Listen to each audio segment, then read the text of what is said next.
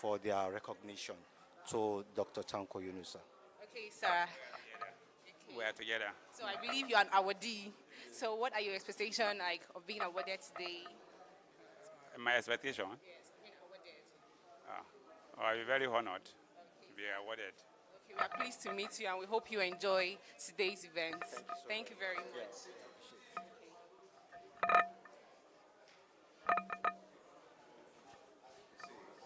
Is that smooth? It's okay. Yeah, it's Okay. So my voice is going to come out. Yeah,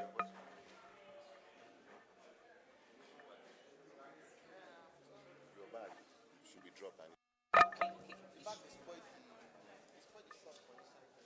no matter. No, we see. Okay.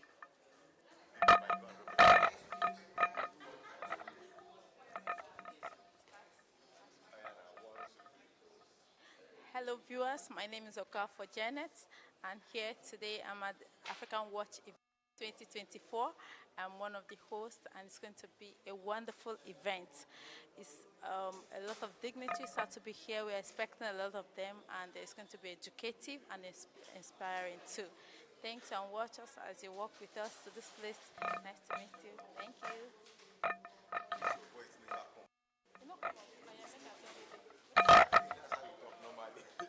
Is it loud? It's loud, I mean.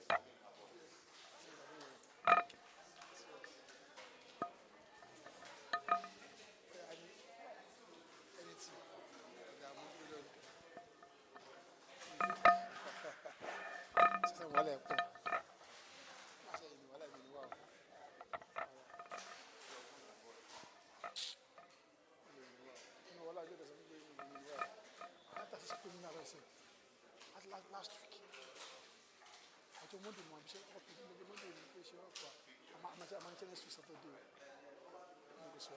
I'm going to next week.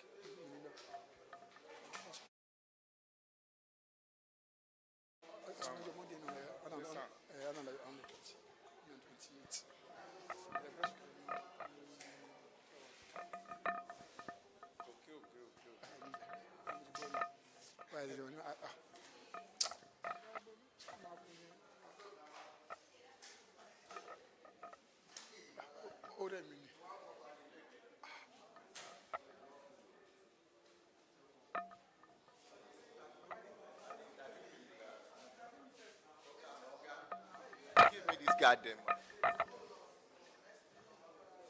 Ladies and gentlemen, my boys and girls. So, ladies and gentlemen, the boss is here, Mark Ogo, the chief organizer, the brain behind this event. He's here to tell us a thing or two, what to expect about the event today, everything that will be going down in 30 seconds. Mr. Mark, welcome. Yeah, it's good to see you again and see everybody, to just enjoy the day and, make things happen. We do this every year, so contributing to nation building. We are young people now, and you can see the capacity and this. And Capacity is big. Yeah, the capacity is big, and, we're trying to do a lot of things. So, but it's to the glory of the nation and the glory of God. So, sir, what are your expectations today? Well, we pray that heaven will fall on us, and the dollars will roll, and so that's what we are looking forward to. Well, I look forward to a beautiful event where we learn, we build the nation, and then we chart a course for a better Nigeria. Do have a great time. Thank you. Thank you. Yeah. She was trying to tap him. You get. Oh, yeah, come. Yeah, come and sleep. You want to do?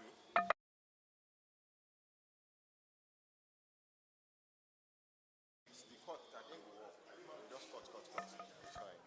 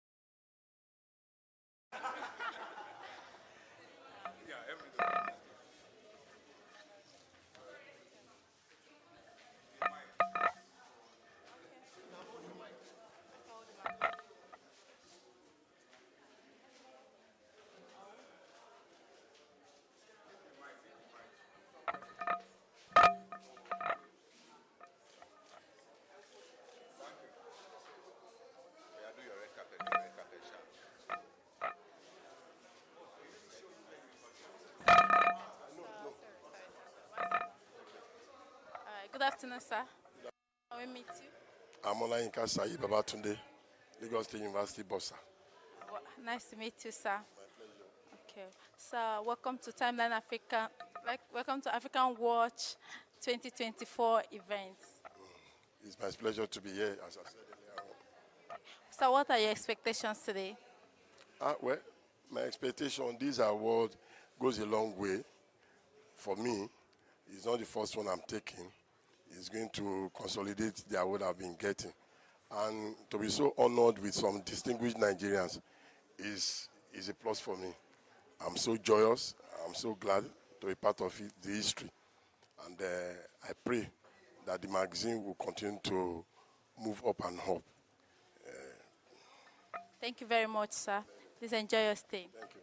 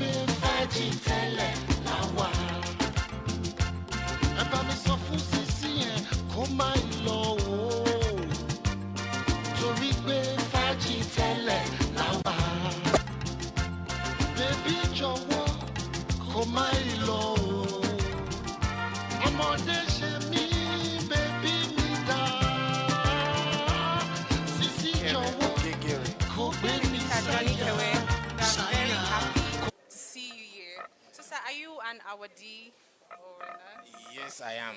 Okay, sir. So, can you kindly tell us your expectations for today as being an awardee? I expect, like every occasion of this type, for the recipients to receive their awards, and then I expect a very grand occasion, actually. Okay, sir. We wish you a very happy stay, and we are very glad to have you in our midst. Thank you very much.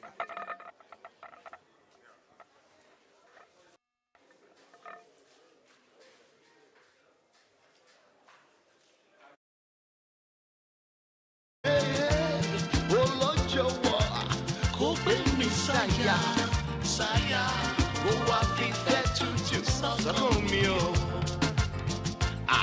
Baby Joe, go bring me Saya.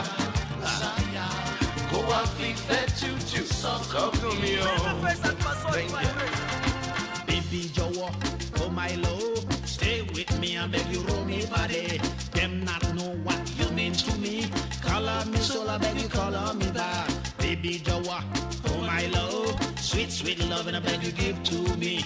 Rock me body, shake me body, turn me body, I beg you one by one. Rock me body, shake me body, turn me body, I beg you one by one. Sing, sing, sing, sing, that's all you. Sing, sing, sing, sing, no me so. Baby Joe, go bring me Saya, Saya, go a vive to so come me. Baby Joe, go bring me Saya, Saya, go a vive to so come me.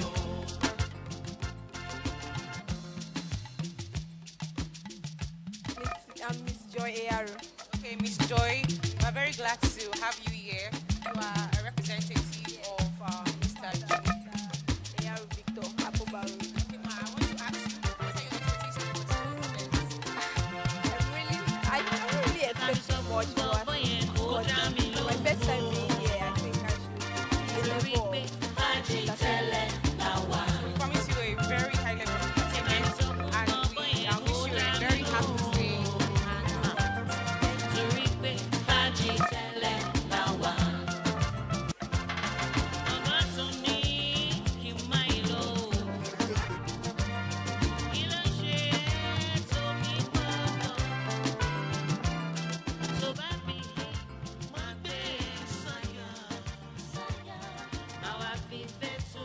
sọ́kàn rẹ̀ o. Tó bá bí máa gbé ẹ sáyà. Máa wá fífẹ́ tútù sọ́kàn rẹ̀. Torí pé fàájì tẹ́lẹ̀ máa wà. Bọ̀bọ̀ jọ̀wọ́ kò má yí lọ o. Ọmọdé ṣe mí, bọ̀bọ̀ mi dá. Bọ̀bọ̀ ṣùgbọ́n máa gbé ẹ sáyà. Máa wá fífẹ́ tútù sọ́kàn rẹ̀ o. Bọ̀bọ̀ ṣùgbọ́n máa gbé ẹ sáyà. Máa wá fífẹ́ tútù sọ́kàn rẹ̀ o. Bébí mi dákun jọ̀wọ́ wá fún mi nífẹ̀ẹ́ tirẹ̀ ìfẹ́ rẹ̀ tó dùn bèbí wá gbé mi sáyà dìyà kínú mi lè dùn kára mi lè yá gágágágá kínú mi lè dùn kínú mi lè dùn kínú mi lè dùn kára mi lè yá gágá kó tó máa lọ bébí mi dákun jọ̀wọ́ wá fún mi nífẹ̀ẹ́ tirẹ̀ ìfẹ́ rẹ̀ tó dùn bèbí o. Bébí jọ̀wọ́ kò gbé mi sáyà. Kó wá fífẹ́ tútù sọ́kàn mi o. Bọ̀bọ̀ mo gbọ́ máa gbé ẹ sáyà. Máa wá fífẹ́ tútù sọ́kàn rẹ̀ o. Mo má serious kẹ́ bébí jọ̀wọ́ Oh my gbé lord. mi sáyà. Kó wá fífẹ́ tútù sọ́kàn mi o. Bọ̀bọ̀ mo gbọ́ máa gbé ẹ sáyà. Ṣé lóòótọ́? Máa wá fífẹ́ tútù sọ́kàn rẹ̀ o. Bébí jọ̀wọ́ kó gbé mi sáyà. Kó wá fífẹ́ tútù sọ́kàn mi o. Bọ̀bọ̀ mo gbọ́ máa gbé ẹ sáyà. Máa wá fífẹ́ tútù sọ́kàn rẹ̀ o.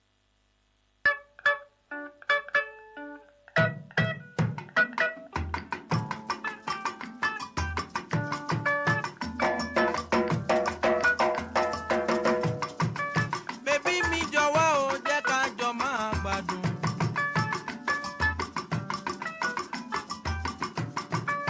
Olómi jọ̀wọ́ o jẹ́ ká jọ máa gbádùn. Àyà tó mọ́yá yìí ló ń ṣe kẹ́ ọkọ rẹ̀. Ẹlẹ́gàn bá ń tàn ẹ́ kó má máa ṣe gbà o. Ìdùnnú ńlá ni.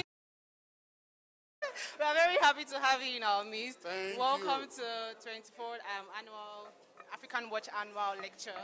Sir, may we meet you? I am Hope Iraga. I'm a professor of English, University of Lagos. Sir, I see you're a very distinguished guest. Okay, sir, can you tell us your expectation for today's event? Well, I'm here as a guest speaker, so I expect the best of the event. Okay, Thank you. sir. Okay, we wish you a very good stay today.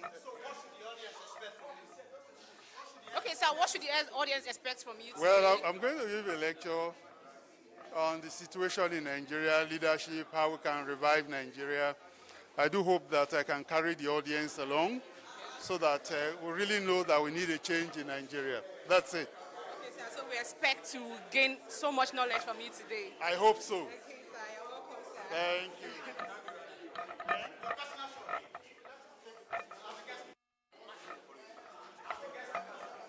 This man is so elegant.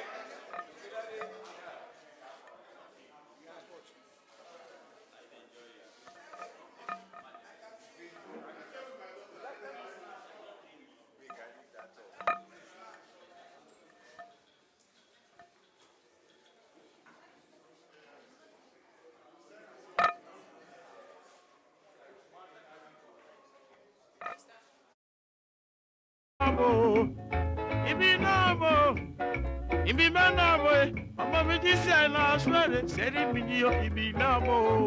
Yé, ìyẹn náà bọ̀. Wá sí ẹ̀ máa segin sí internet, ibi ẹ̀ bẹ́ẹ̀ bá kọ́ wá bí ẹ̀. Ibi fúnbúrà o. Láyé ibi náà bọ̀, sísá wọn náà bọ̀, ìgbì kíkẹ́ bọ̀, bí kẹ́ bọ̀ ẹ̀ sẹ́ni ibi náà bọ̀ o. Ibi náà bọ̀.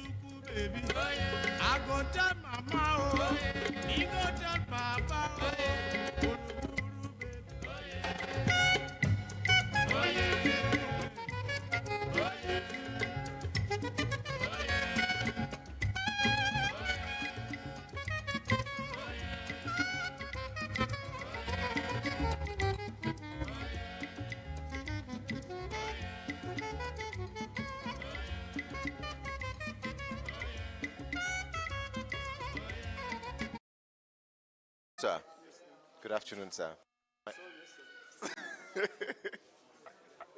My name is Sonny. I am the co-editor here at Afrikanwatch, sir. My August Afrikanwatch. So welcome to our event. This is our 13th annual lecture and award where we talk about Nigeria, the way forward, and as well award some deserving citizens. Sir, what are your expectations for our event today? What the rebirth of a new Nigeria, that has been the dream and desire of every one of us, to see Nigeria take its place in the Committee of Nations. So when we have a gathering that reminds Nigeria of where they are going, it resonates that there's still hope. And I strongly believe that Nigeria is one of the greatest countries on the planet Earth, we have not really explored our resources. So resources and human capacity. Because Nigerians excel anywhere you find them.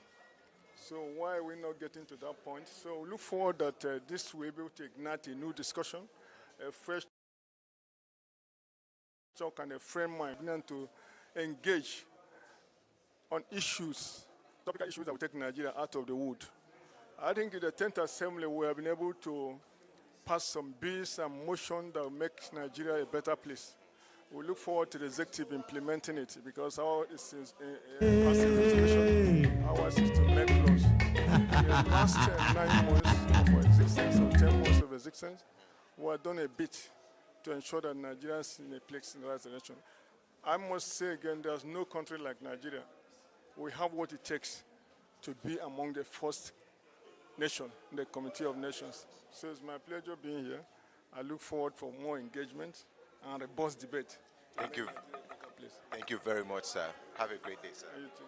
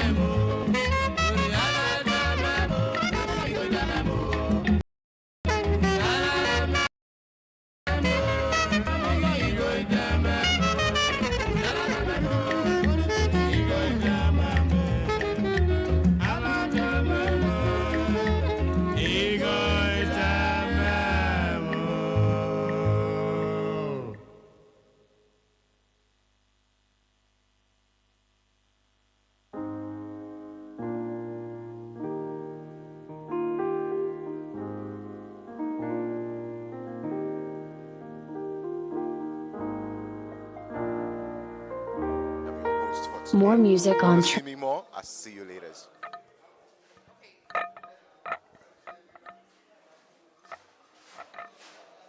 Tell me when you want to start.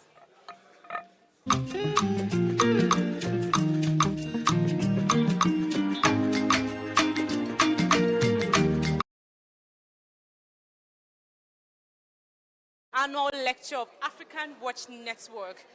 There's so many beautiful people here, and I'm so delighted to be the host of this event. You will see more of me, and I hope you enjoy my presence. Thank you. Which one is presence? Which one is thank Which one is presence? Is you, you know, say every day I pray for you. Oh, in my heart, there's a permanent place for you. That's why my heart is a beat like do bad. Cause now you are true, so I am fairly, I sing for you, wanna be like do bad. Baby, now you are go big, I am fairly,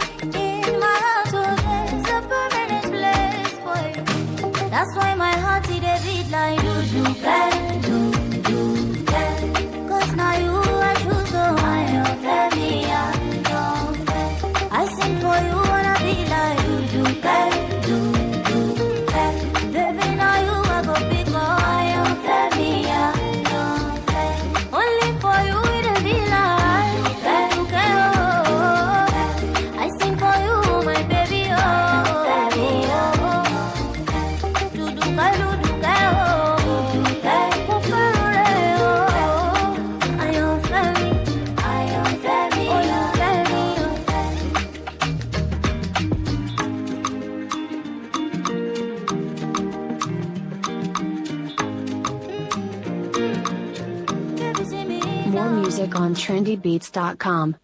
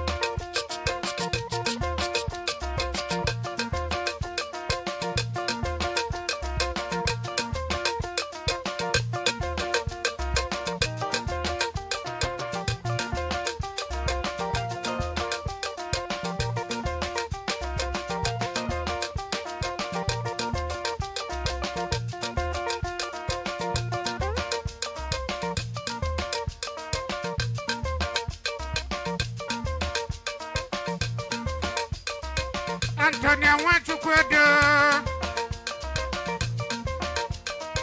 Antonia Wanchukwedo.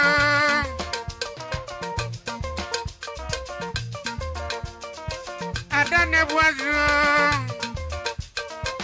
Azu. Azu.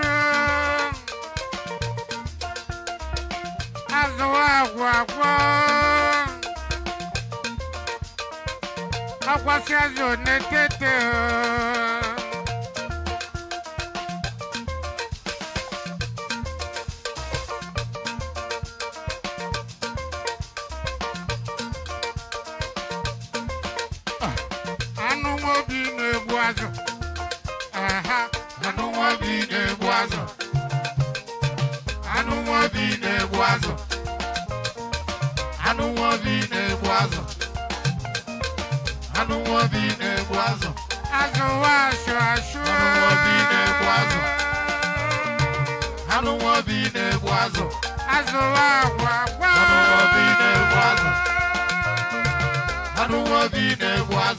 Antonia Wanchukwedo. Yes, Mukeni Yasobo Dudu. Asimukeni Yasobo Dudu.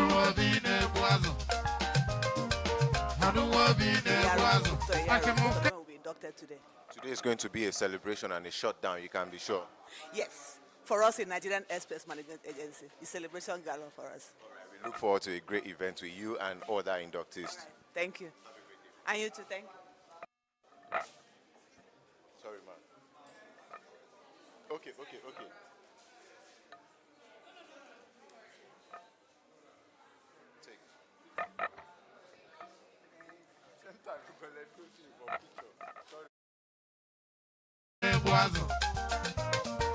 I don't want to be there, Boazo. I don't want to be there, Boazo. I don't want to be there, Boazo. I don't want to be there, Boazo.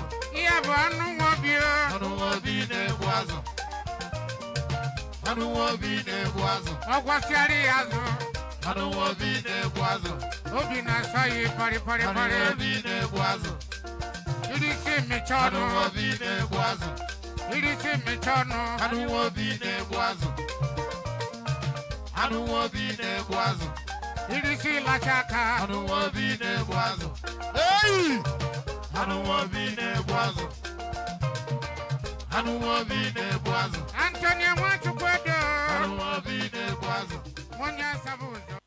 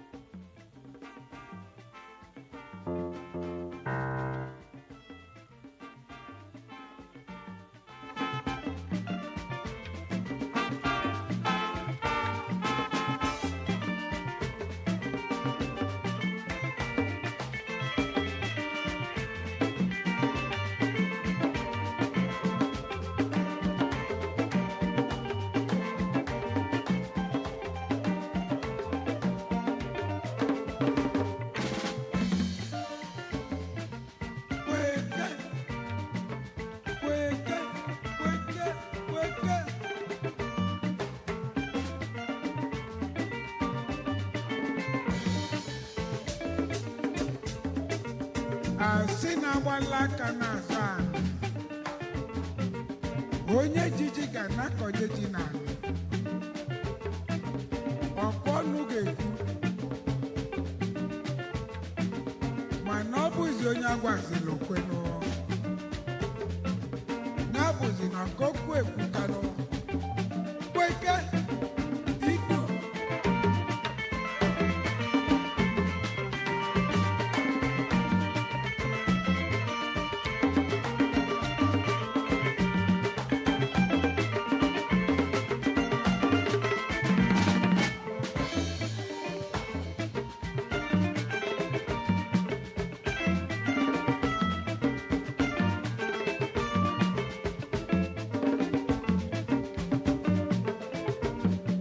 ezi oyi ka ise mmiri azụ nye na-echebenu mechebenu onye mara okporo izu okporo abụọ jide n'elisianụ amazi n'igbo oke mana oke adịghị ezi onye na-echebenu onye agwa onye bụ zinu kedugo siganụ anyị dị n'izugbo ikili anya bụ dani nwanyị jụbanụ ụmụ nkili anyị bụzi kedugo siganụ oyima ọ bụzi ka izemenụ oyima ọ bụzi ka izemenụ oyima ọ bụzi ka izemenụ oyima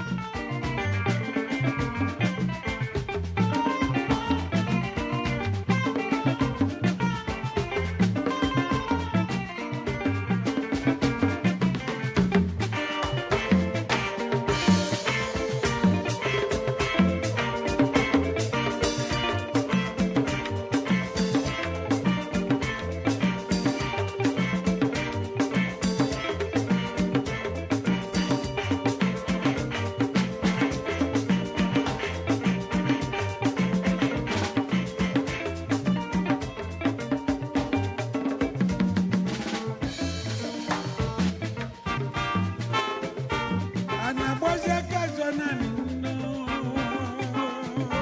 onye dizijinu ga na-akọnye nụ okwu anyị bụziri egwu n'udonu onye mee na ndonu ya gị bụ gabazenu n'ilonu ị na-echizienu gọbọzienu onyenụ ọ bụ gọbụla osiri ibugozi n'ọbasi ezi oyi mmụọ bịabanụ oyima ọ bụzi gị isemenụ oyima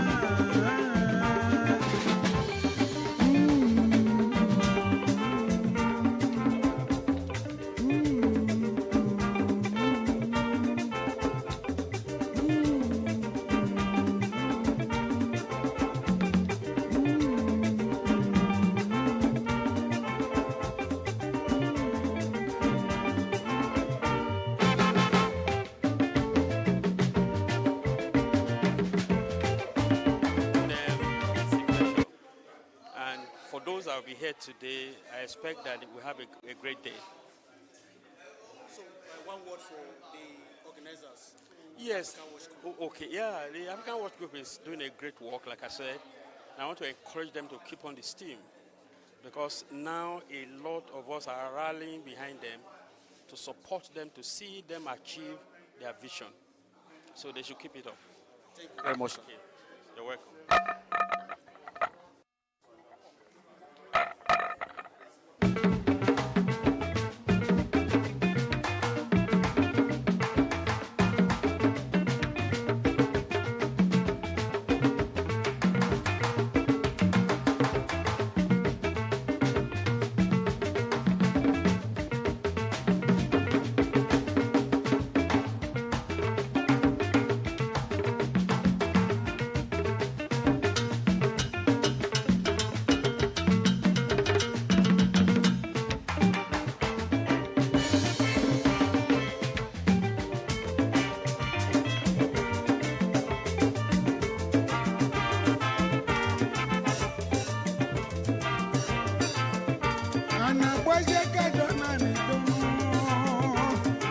onye ikwu lekwu n'udo n'ibugozi n'ọnọbalụ onye mezi na onye mezi na dọnụ ya ka ibu gabanụ n'ilọnụ ị na-ejizi ego mmanụ n'elu ọ bụ n'ọbazi ọ bụ ozi ka ise mmemme onye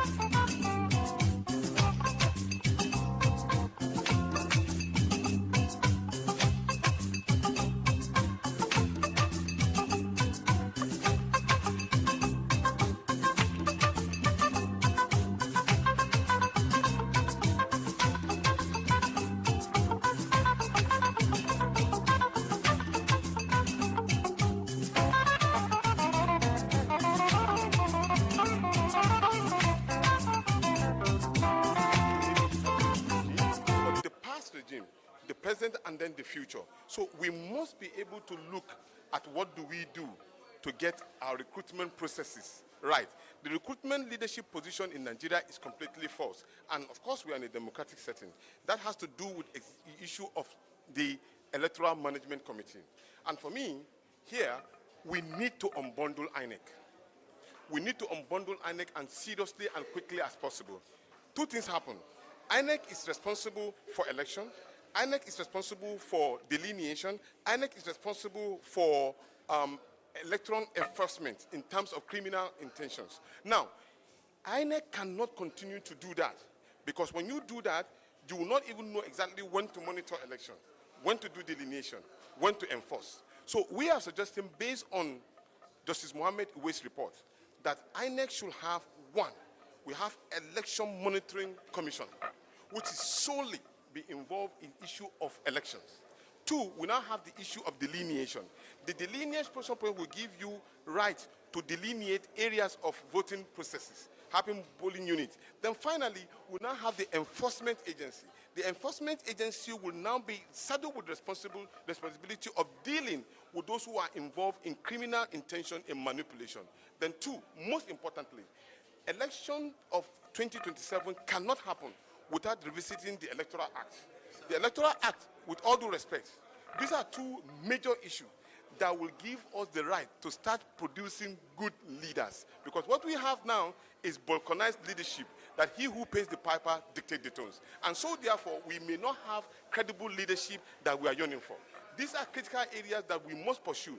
If we do not do that, the election of coming up in 2027 will be a sham.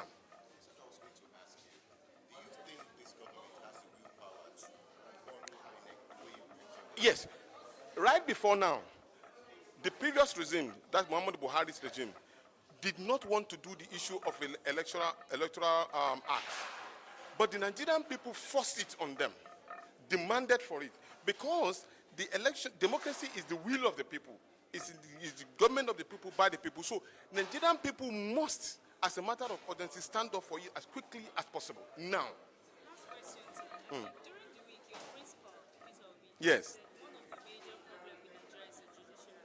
So Yes. what's your take on that? It's all part of the processes of our electioneering, because the electioneering process and recruitment process is false. Because when you do an election, at the end of it, they will tell you to go to court. But if we finish our election at the polling unit, you don't need to go to court. Thank you very much, sir. You're welcome. Have a great day. Thank you. I think this is the longest I've had.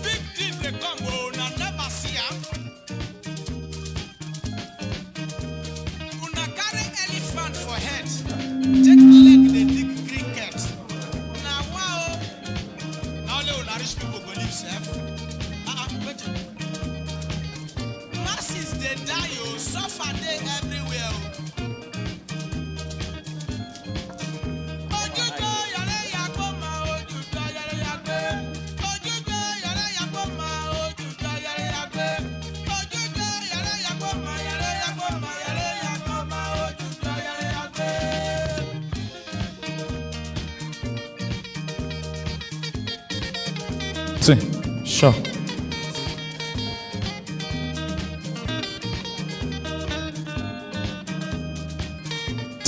Sure. My check 1 2 2. My check 1 2 2. My check 1 2 2.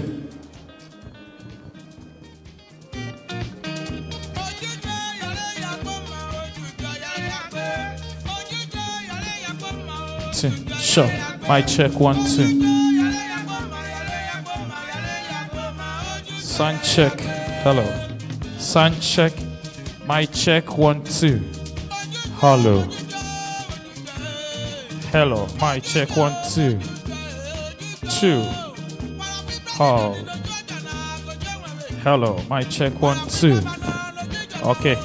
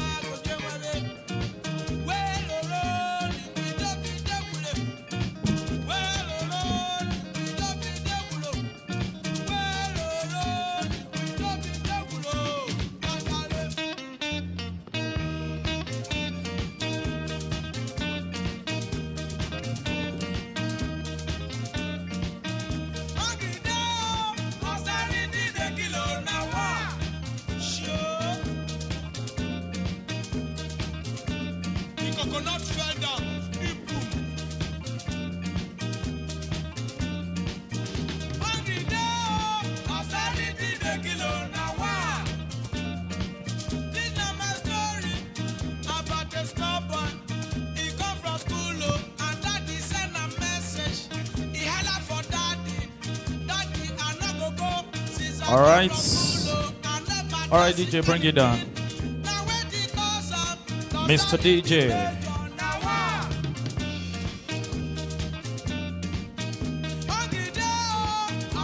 Mr. DJ, please.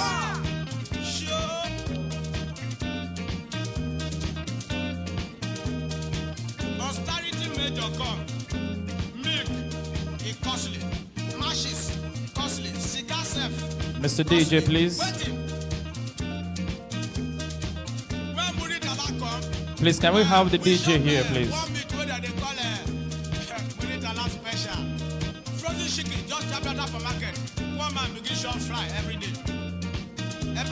Can we have the DJ, please?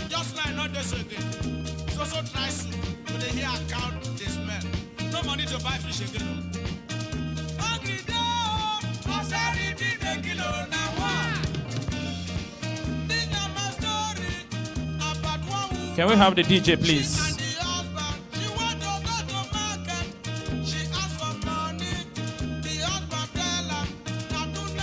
The Jockey Dix Master, we need you here.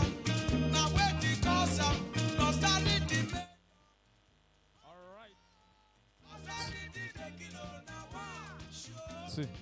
Sure, sure. Mic check 1, 2.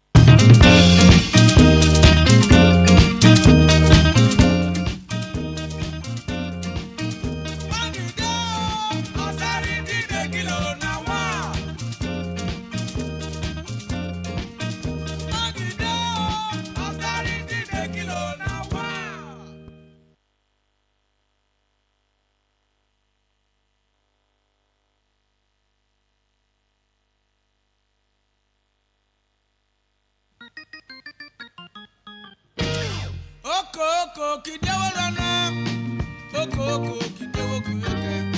Lọ́tọ̀ fọ́tọ̀rọ̀ mẹ́fọ́ wẹ̀ẹ́rán. Orí omi òwe wọ̀dà jẹjẹrẹ. Orí orí òwe mẹ́ta ní kótó. Ìwọ́dé gbẹ̀kú mẹ́kùn ọba pààyè náà ìjìwé jẹ̀bi. Súnlẹ̀ mẹ́sàn án àmì wá ti mọ́tò náà mi yìí tójú kú pé. Wọ̀dà díẹ̀ ní dàkídé rájà wẹ̀rú. Mànú wájú dáwé ní wọ̀dọ̀ wọlọ́díà. Oko kidewo rana o.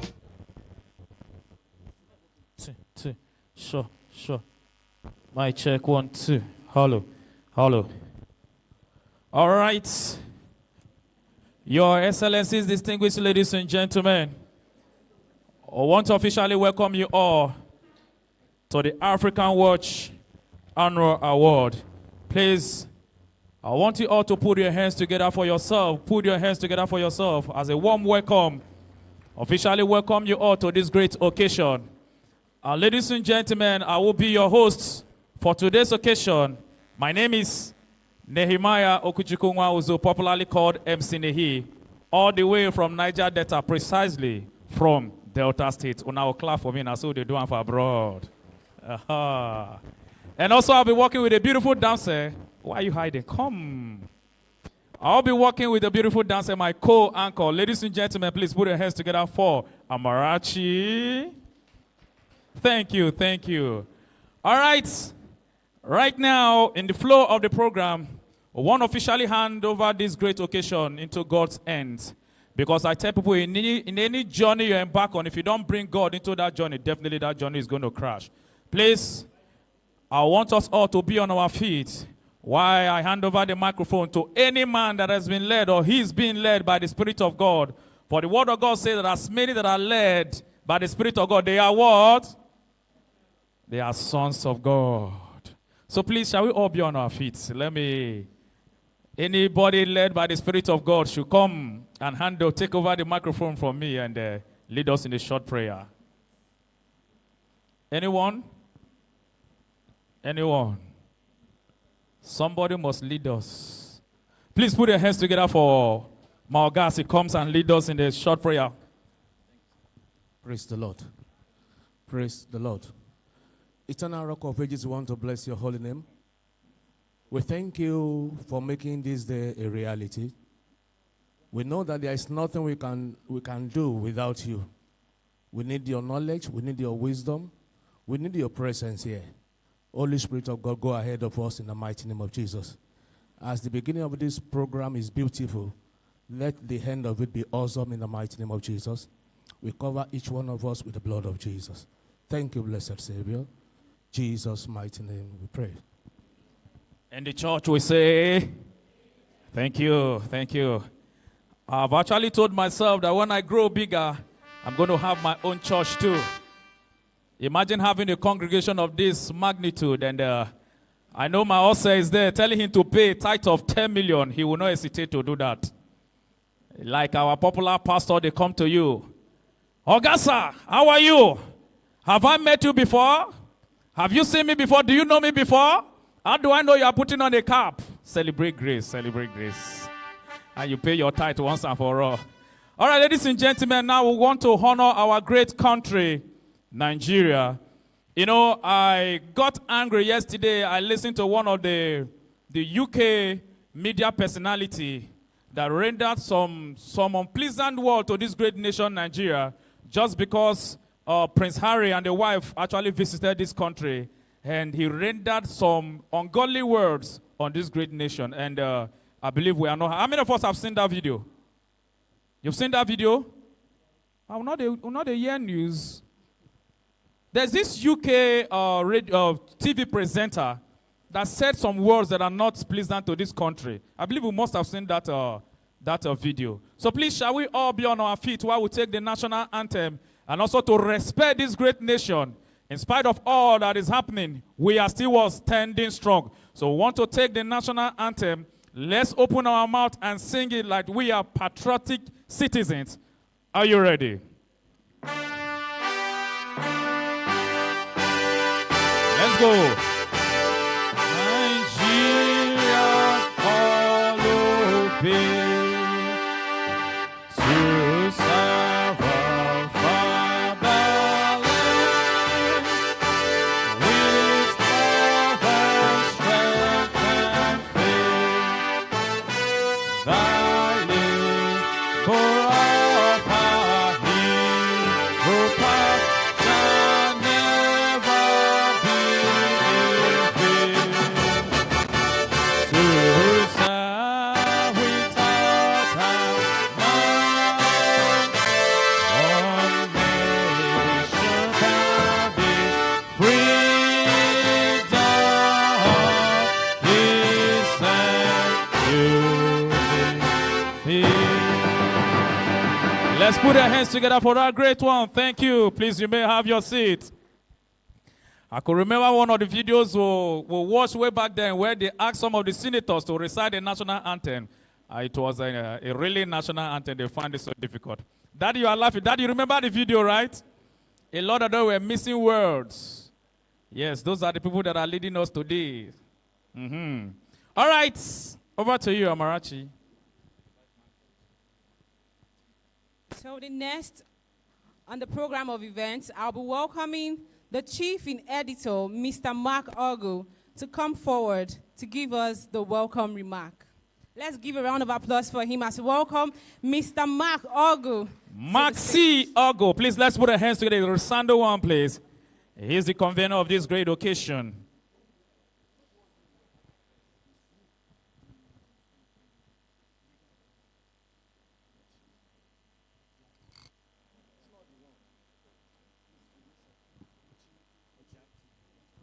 All right.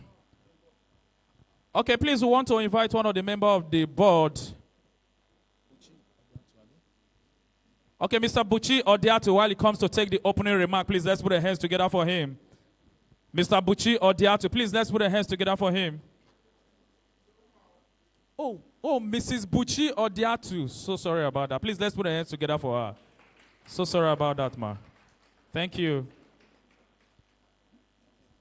Oh, Barrister Buchi Odiatu, please don't sue me. I put it to you. You are discharged and acquitted. Well, good afternoon, everyone. I will call you all distinguished ladies and gentlemen. Today, we are all gathered here for this great occasion, and it's my pleasure to just give a short welcome address. Well, it's just a brief welcome address to get the program started. Now, my name is Rosemary Odiatu, a legal practitioner and a member of the board of the editorial board. And you are welcome to our 13th annual lecture, award, and the induction ceremony into the African Legendary Hall of Fame. So, you are all welcome. Now, there are some very important, just before I call their names, I just want to briefly tell you a few things about Afrikanwatch Network, just in case this is your first time at this event. Well, it was founded in 2013 by Mr. Mark Ogu, and it's an online investigative news outfit. And they also have other services in addition to that. They have the publishing and the media consultancy.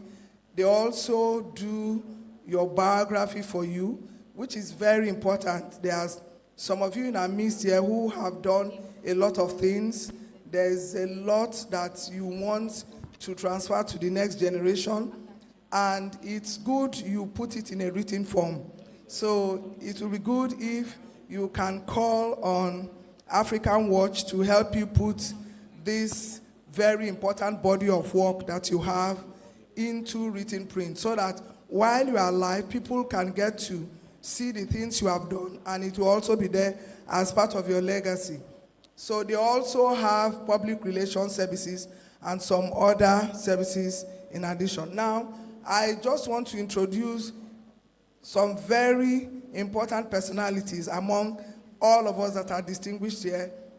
My brother, the MC, talked about the church. Well, I can tell you that these ones, they are general overseers in one form or the other. And you're going to see that.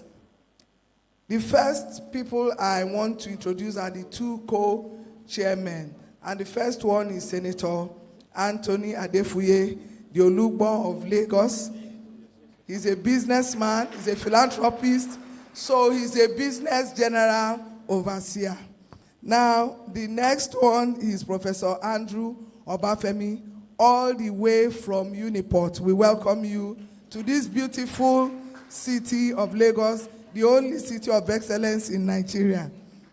They are both grand patrons of the Afrikanwatch network. The next person is our guest speaker. He is Professor Hope Egaga, and is Professor of English and Literary Studies at UNILAG. And he will also be taking the lecture that is aptly titled The Nigerian Politics of Today, the Quest for a National Rebirth, Reclaiming the Identity of a Nation.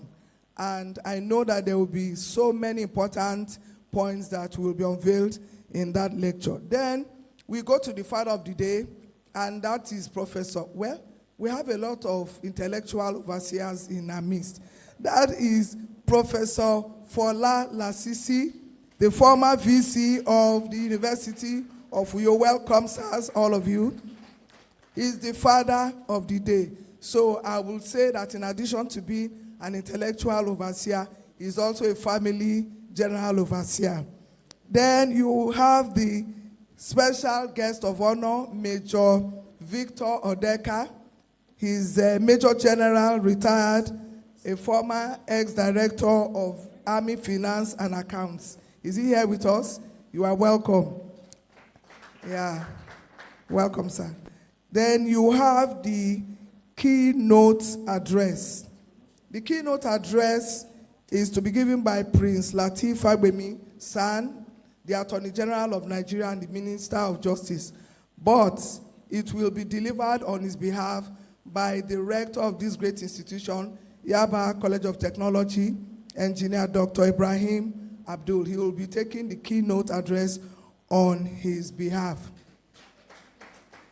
You are all welcome. And again, I want to say thank you on behalf of the founder, Mr. Mark Ogu, the editorial board. Want to welcome you to this wonderful occasion. And we also want to say a big welcome to all the awardees and those that have been inducted into the African Legendary Hall of Fame.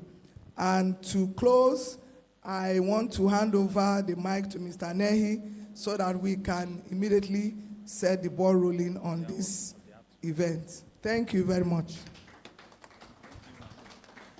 Ladies and gentlemen, please, we can do better than that. We can do better than that. That is Barrister Rosemary Odiatu. Thank you so much, ma. You've eased most of our work here because you've done one of the major introduction. Ladies and gentlemen, permit me also to introduce to you the chairman of today's occasion. He's no lesser person. He is the chairman CEO of Arisco Construction Company Limited and the Ilugbo of Lagos, Member Governance Advisory Council, GAC, Lagos State. Also is an elder statesman. Ladies and gentlemen, may I humbly welcome or recognize Engineer Senator Anthony Adefuye. Please, let's put our hands together. Thank you. Permit me, as I also welcome the co-chairman of the day. He is a professor of geography and environment management, University of Port Harcourt, Rivers State, a former president of Nigerian Cartographic Association, NCA, and he is also a member of the Afrikanwatch Hall of Famer. Join me as I recognize Professor Andrew Obafemi. Let's put A our hands round of together. applause for him. Thank you, sir. Thank you for coming. And also the father of the day, that is the one who will be guiding us in most of the things we'll be having today. Ladies and gentlemen, I want to acknowledge the presence of the former Vice Chancellor, University of Uyo and Christian University, and former President, Nigeria Academy of Engineering. Ladies and gentlemen, the father of the day, Engineer Emeritus Professor Fola Lasisi. Please, let's put our hands together for him. Thank you. He came earlier. Thank you so much, sir. We appreciate you. Appreciate all you do for Afrikanwatch. Thank you so much, sir. And also, the orator and the guest speaker for today is no lesser person than the former Commissioner of Higher Education, Delta State. He is a professor of English and Literary Studies, University of Lagos. He is the guest speaker for today. Ladies and gentlemen, help me welcome Professor Hope Egaga. Let's put our hands together. Also, Migwasa. Welcome, Biro. Hey, Marisa. Thank you, sir. Let's also welcome a member of an Afrikanwatch Hall of Famer and today's inductor. She is the Deputy General Manager of Territorial Services at the Nigerian Airspace Management Agency, NAMA, N-A-M-A. She's also the former president and the Association of Professional Women Engineers of Nigeria. Join me as I welcome Engineer Dr. Mrs. Felicia Agubata. Mrs. Felicia Agubata, thank you. Please, whenever we appreciate women, we should give them a very good applause. Let's put our hands together for her. Thank you so much, ma'am. And also in recognition, I want to recognize Professor Stella Chiemeke, the Vice Chancellor, University of Delta State, Agbo, the second female professor in computer science in Nigeria. You're welcome, ma'am. Thank you, thank you, thank you. I also recognize Engineer Dr. Ibrahim Abdo. He's the rector of Yaba College Technology. Join me as I welcome him to this event. You're very welcome, sir. We are pleased to have you in this event.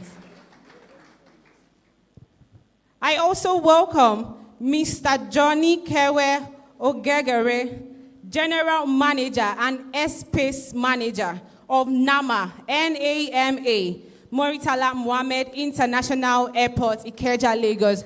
Join me as I welcome Mr. Johnny Kewe to our presence. Thank you, sir. You're welcome, sir. And also recognizing our great St. Robert Catholic Church Choir. Please, let's put our hands together. They are here and they will be performing any moment from now. We recognize your presence. Thank you for gracing up. Let's put our hands together for them. Let's put our hands together for them. So, Your Excellency, distinguished ladies and gentlemen, coming from the MCs today, we want to say thank you wherever you are seated. You are sitting right on the high table. So please do me a favor to do what? To appreciate yourself. Clap for yourself that because you are one of those dignitaries recognized today.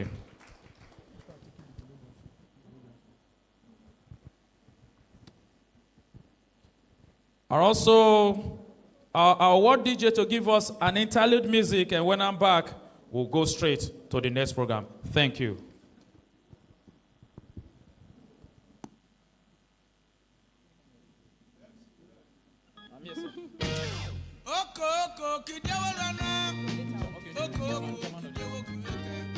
Not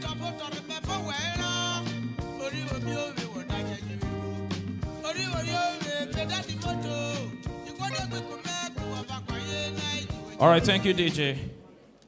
Okay, ladies and gentlemen, still in the flow of the program, I want to bring onto the podium the chairman of this great occasion, Engineer Senator Antonio Dufuye, for his opening remark. Please, let's put our hands together for him.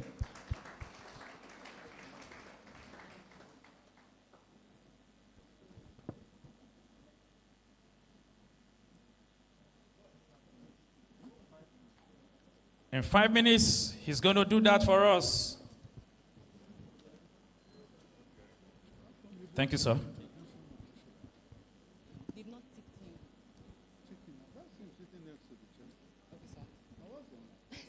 Yeah, MC, thank you very much.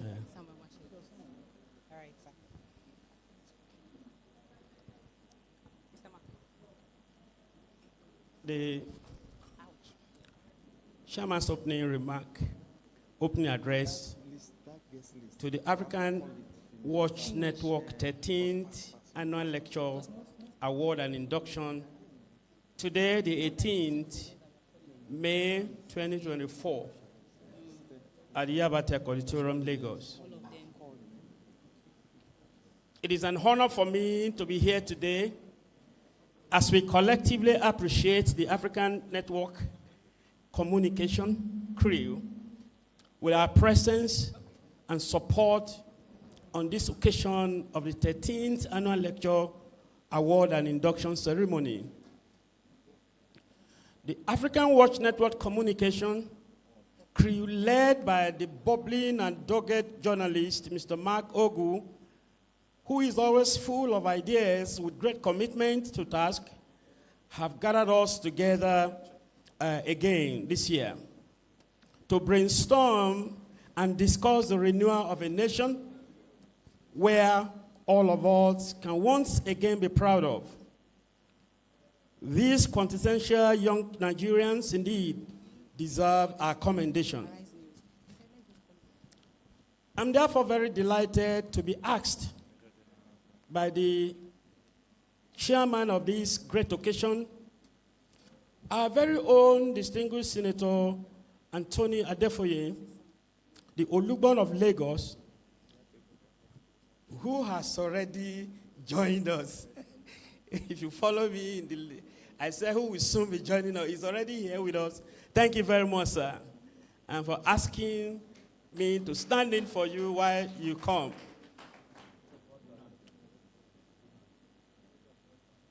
This goes to show the place Mr. Mark Ogu and his hard-working crew have found in the loving heart of our father, grand mentor, and patron of the Afrikanwatch, the Senator Chairman.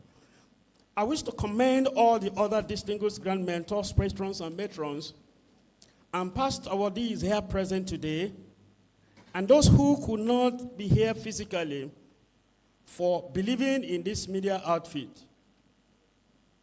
for providing continued support and mentorship, as well as opportunities to these young patriotic Nigerians. Their choice and decision to toll this path of honor and dignity by organizing annual lecture, award, and induction to few distinguished Nigerians from all walks of life deserve our applause. Can we give them a round of applause, please? Today's lecture, titled Nigerian Politics of Today, The Quest for National Rebirth, Reclaiming the Identity of a Nation, is another opportunity for all of us in this gathering to think about how to contribute to the development of our great country.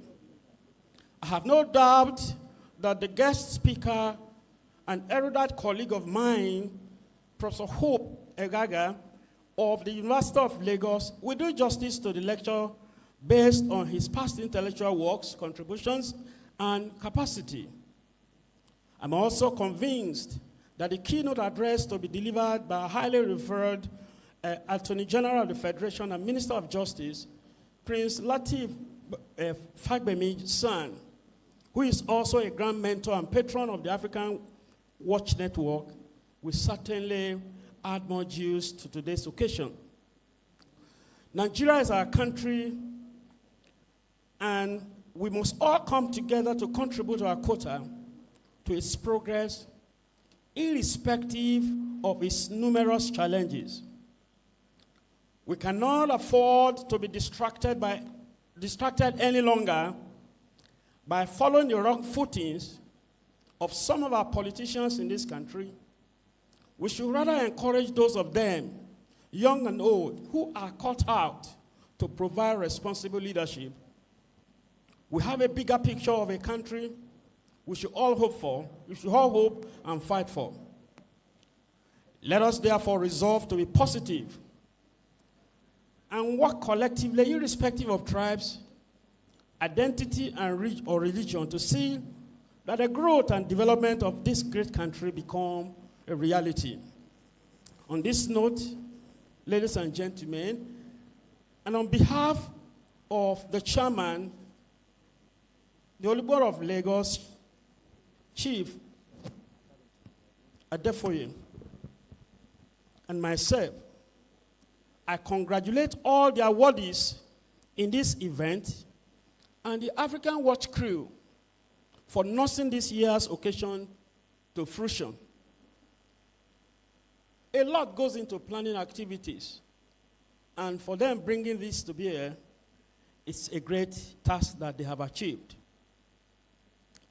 Once again, you are most highly appreciated for honoring this invitation. Thank you and welcome.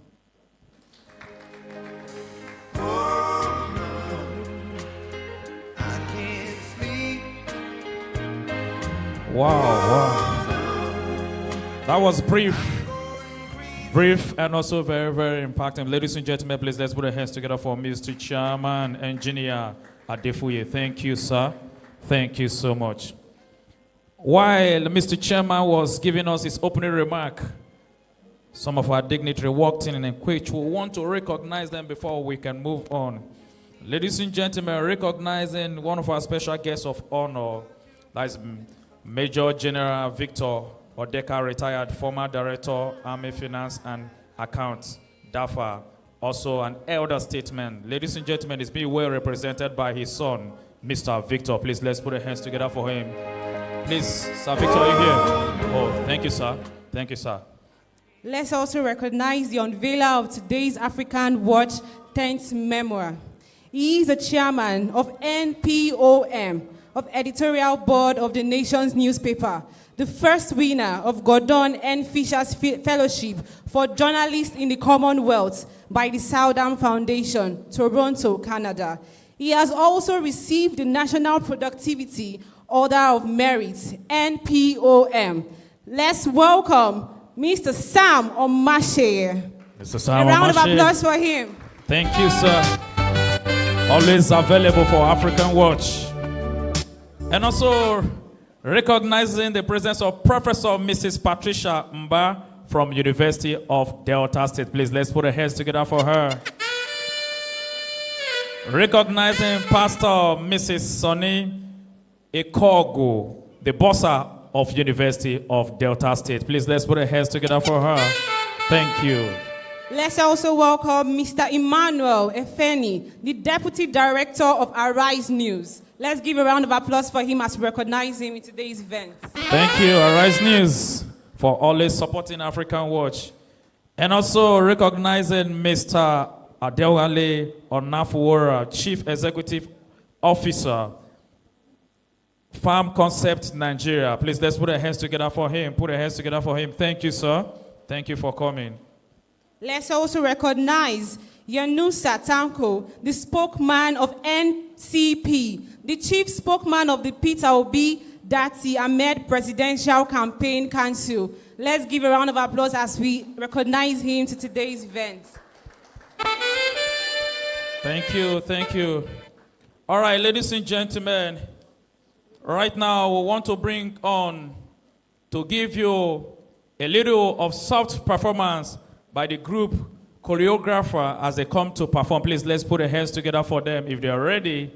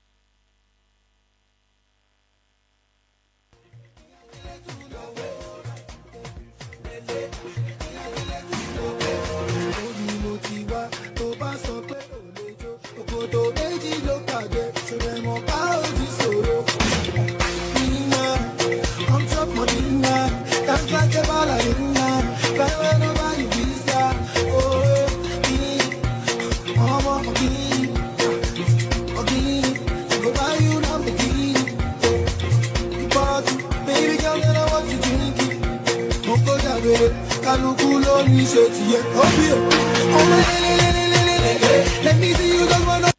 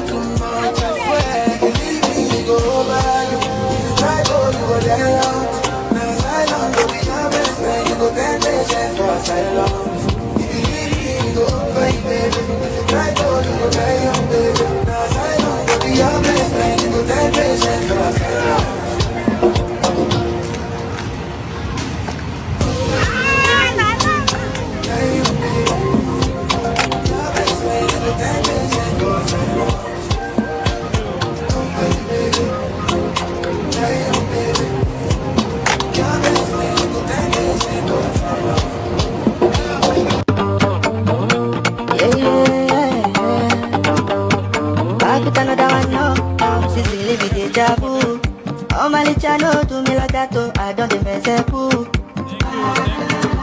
You no matter the size of buku. Yeah, she oh. Give me a vitamin loving, cause I'm loving you. She go like the anaconda. Make nobody put us under for ya. I know the iron bender. Boy, you go bend your body tonight. Yellow CC and Bella. Thank you. Thank you. Ladies and gentlemen, let's appreciate them. Let's appreciate them. It's not easy. It's not easy. They put in so much effort in their rehearsals. Thank you, thank you, thank you. Your Excellencies, also, I want to make a simple correction. Ladies and gentlemen, I want to recognize the presence of Professor Patricia Mba, the Deputy Vice Chancellor of University of Delta State. Please, let's put our hands together for her. Thank you, ma.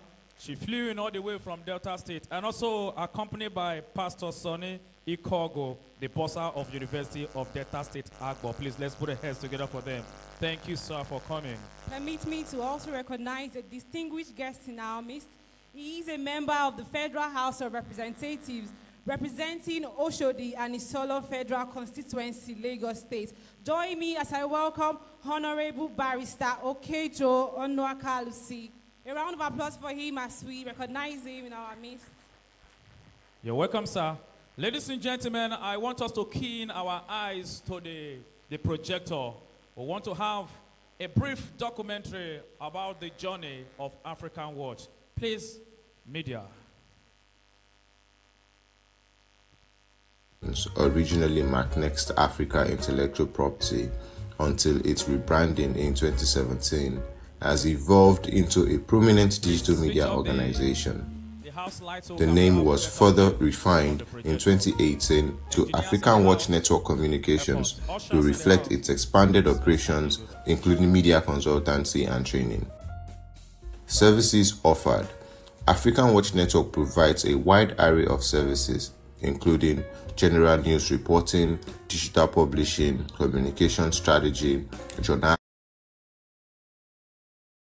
biography and biography writing, event coverage and live streaming, cinematography, production of synthetic photo books, event planning and management, cybersecurity ICT consultancy, digital marketing and training. The Afrikanwatch team. The Afrikanwatch Network team consists of highly skilled professionals. They include Mark Ogu, Editor-in-Chief, a dynamic journalist known for his strategic thinking and innovation. Sam Igebo, online special editor, has managed the branding of the news outfit since 2015 and is an accomplished cinematographer. Innocent Samuel, deputy online editor. He oversees the site maintenance and technical support. Chidera Eke, acting head of news and strategic communications, a dedicated and intelligent professional. Richard Ibu, administrative head of planning and execution. Marked Next Africa Intellectual Property until its rebranding in 2017 has evolved into a prominent digital media organization.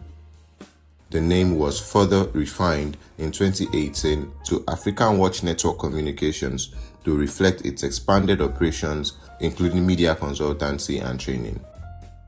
Services offered. Afrikanwatch Network provides a wide array of services, including general news reporting, digital publishing, communication strategy, journalism, profiling and editing, autobiography and biography writing, event coverage and live streaming, cinematography, production of synthetic photo books, event planning and management, cybersecurity ICT consultancy, digital marketing and training. The Afrikanwatch team. The Afrikanwatch Network team consists of highly skilled professionals. They include Mark Ogu, Editor-in-Chief, a dynamic journalist known for his strategic thinking and innovation. Sam Igebo, online special editor, has managed the branding of the news outfit since 2015 and is an accomplished cinematographer. Innocent Samuel, deputy online editor. He oversees the site maintenance and technical support. Chidera Eke, acting head of news and strategic communications, a dedicated and intelligent professional. Richard Ibu, administrative head of planning and execution. Sonny Atam, Senior Consultant on New Media Development and Strategies. Ifeoma Njoga, Administrative Secretary. Barrister Festus Ejike Nwafo, Abuja Consultant and Deputy Legal Advisor. Mr. Gbenga Ojo, Abuja Correspondent. Mr. Sheung Shode, Head of Design and Printing. Advisory and Editorial Team. The advisory and editorial team includes distinguished individuals who provide invaluable support. They are Mr. Joe Ejiofor, Deputy Registrar, Yaba College of Technology. Dr. Obi Modebelu, University of Lagos. Mrs. Buchi Odiatu, Motivational Speaker. Engineer Philip Eju and Engineer Isaac Eju. These individuals assist with administrative and conflict resolutions. Mentors and patrons. Afrikanwatch Network is guided by grand mentors and patrons who play critical roles in its growth and development.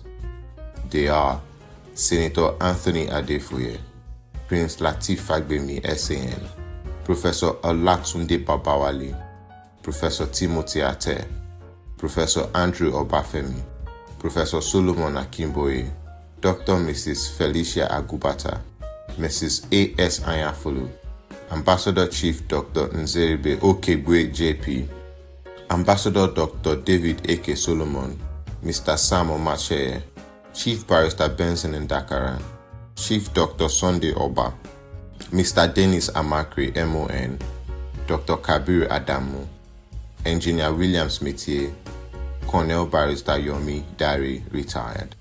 These esteemed personalities contribute significantly to the continuous development of Afrikanwatch Network.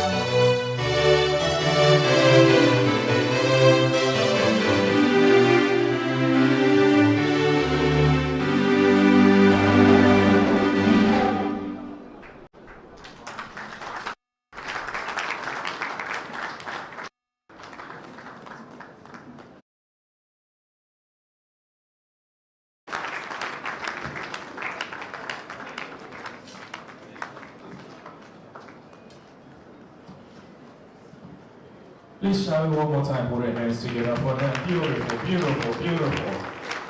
Beautiful, beautiful. I could remember when I used to sing in choir back then. Who is laughing? Why can't you just believe my talent for once? Once a chorister is always a chorister. And I left that, I joined instrumentalists. Mark was my younger one when I was playing keyboard back there. Good, good, good, good, good. Please, one more time, let's appreciate them. It's not easy. It's not easy. It's not easy. I just imagine how heaven is going to look like. Make sure we do the wrong thing so we can be able to make heaven. Hallelujah. That spirit of pastor is coming gradually. And I have members. All our professors will be my church members. By the time I threaten you with prophecy, you will pay your tithe by force. Distinguished ladies and gentlemen, permit me to reintroduce the Afrikanwatch Hall of Famer and today's inductor, the Deputy General Manager, the Director of Terrestrial Services at the Nigerian Airspace Management Agency, NAMA. Please welcome Engineer Dr. Mrs. Felicia Agubata. Let's put our hands together for that. Thank you. All right, ladies and gentlemen, let's quickly take the commentary about all these. Media, please.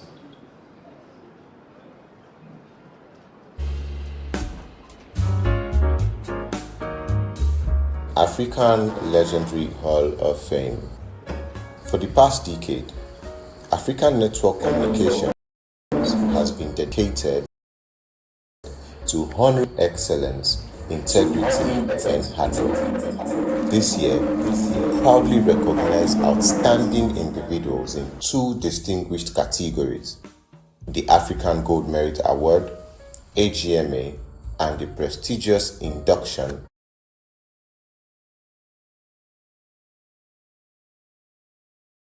The remarkable achievements of Edward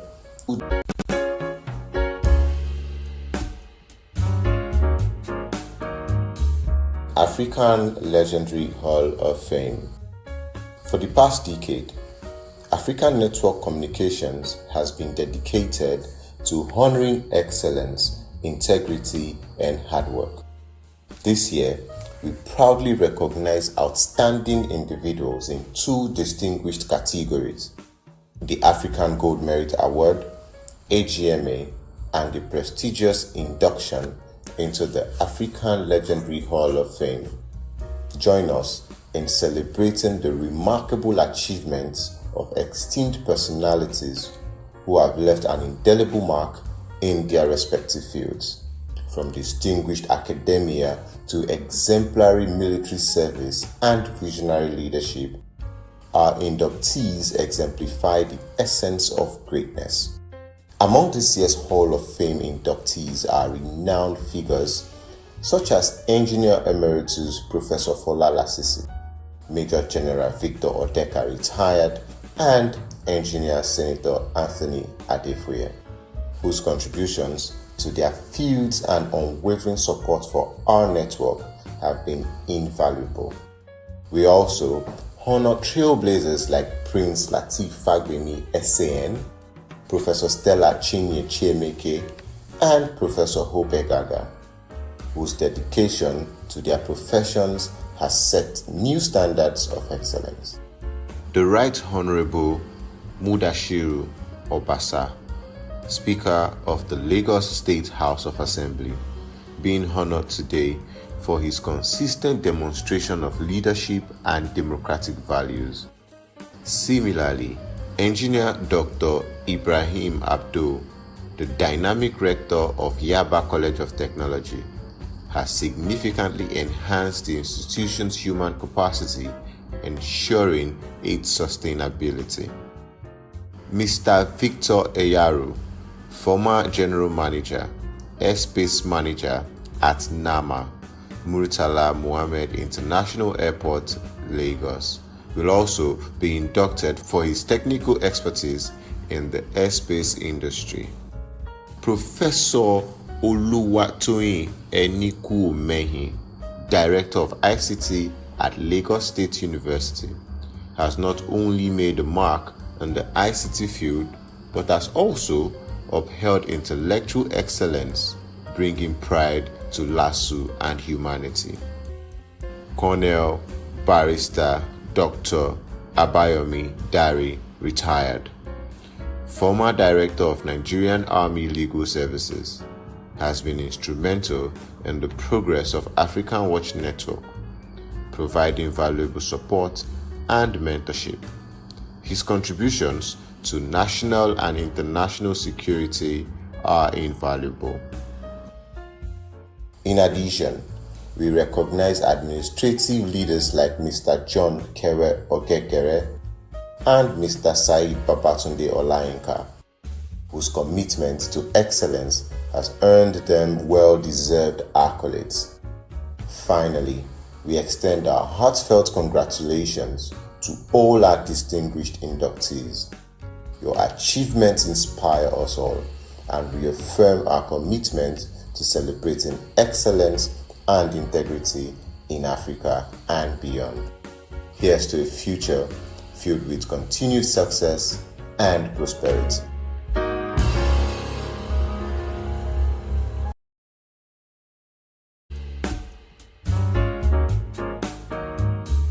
Celebrating excellence. We are thrilled to announce the distinguished recipients of the African Gold Merit Award, recognizing excellence across various fields. These outstanding individuals have not only excelled in their careers, but have also made significant contributions to their communities and industries. First up is Mr. Sam Omasheye, a prolific columnist and chairman of the editorial board at the Nation newspaper. With a wealth of experience and mentorship, Mr. Omasheye has inspired countless individuals, including our very own Mark Ogu, editor of Afrikanwatch Network. Today, Mr. Omasheye receives the Lifetime Iconic Media Achievement Award, a testament to his unparalleled influence in the media landscape. Next, we honor Engineer Bayo Akinwumi, CEO of SEDAV Projects and Construction Services, for his unwavering commitment to excellence and integrity in the oil and gas, construction, and real estate sectors. Dr. Yunusa Tanko, former chief spokesman of the Peter Obi Dati Ahmed Presidential Campaign Council, receives the National Patriot Award for his advocacy for equity, fairness, and democratic standards. In the media industry, we celebrate Dr. Mrs. Morayo Afolabi Brown, Managing Director of TVC Entertainment Channels, and Mr. Emmanuel Efeni, Deputy Managing Director of Arise News, for their innovative contributions and invaluable impacts. Mr. Adebowale Onofowora, CEO of Big Farms Concepts, is recognized for his pioneering food chain system technology, empowering thousands of young Nigerians in the agripreneur business. Lastly, we salute Comrade Agnes Fumi Sesi Akinsomi, Chairman of the Nigerian Labour Congress NLC, Lagos State Council, and Honorable Barrister Okejo Onuakulusi, Federal Lawmaker representing Oshodi Solo Constituency, Lagos State. Their fearless advocacy and unwavering commitment to democratic processes and the welfare of workers exemplify the spirit of excellence we celebrate today. Congratulations to all our esteemed awardees. Your achievements inspire us all and embody the essence of excellence and integrity in Africa and beyond.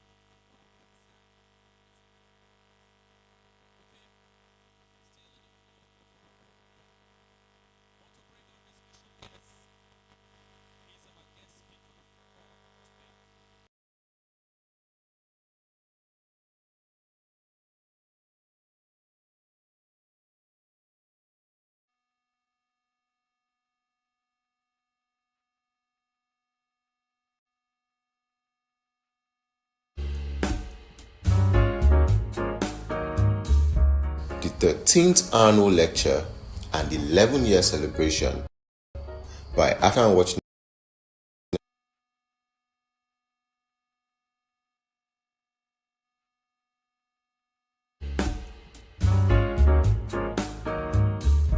The 13th annual lecture and 11-year celebration by Afrikanwatch Network Communications marks a significant milestone reflecting our dedication, goodwill, and diligence.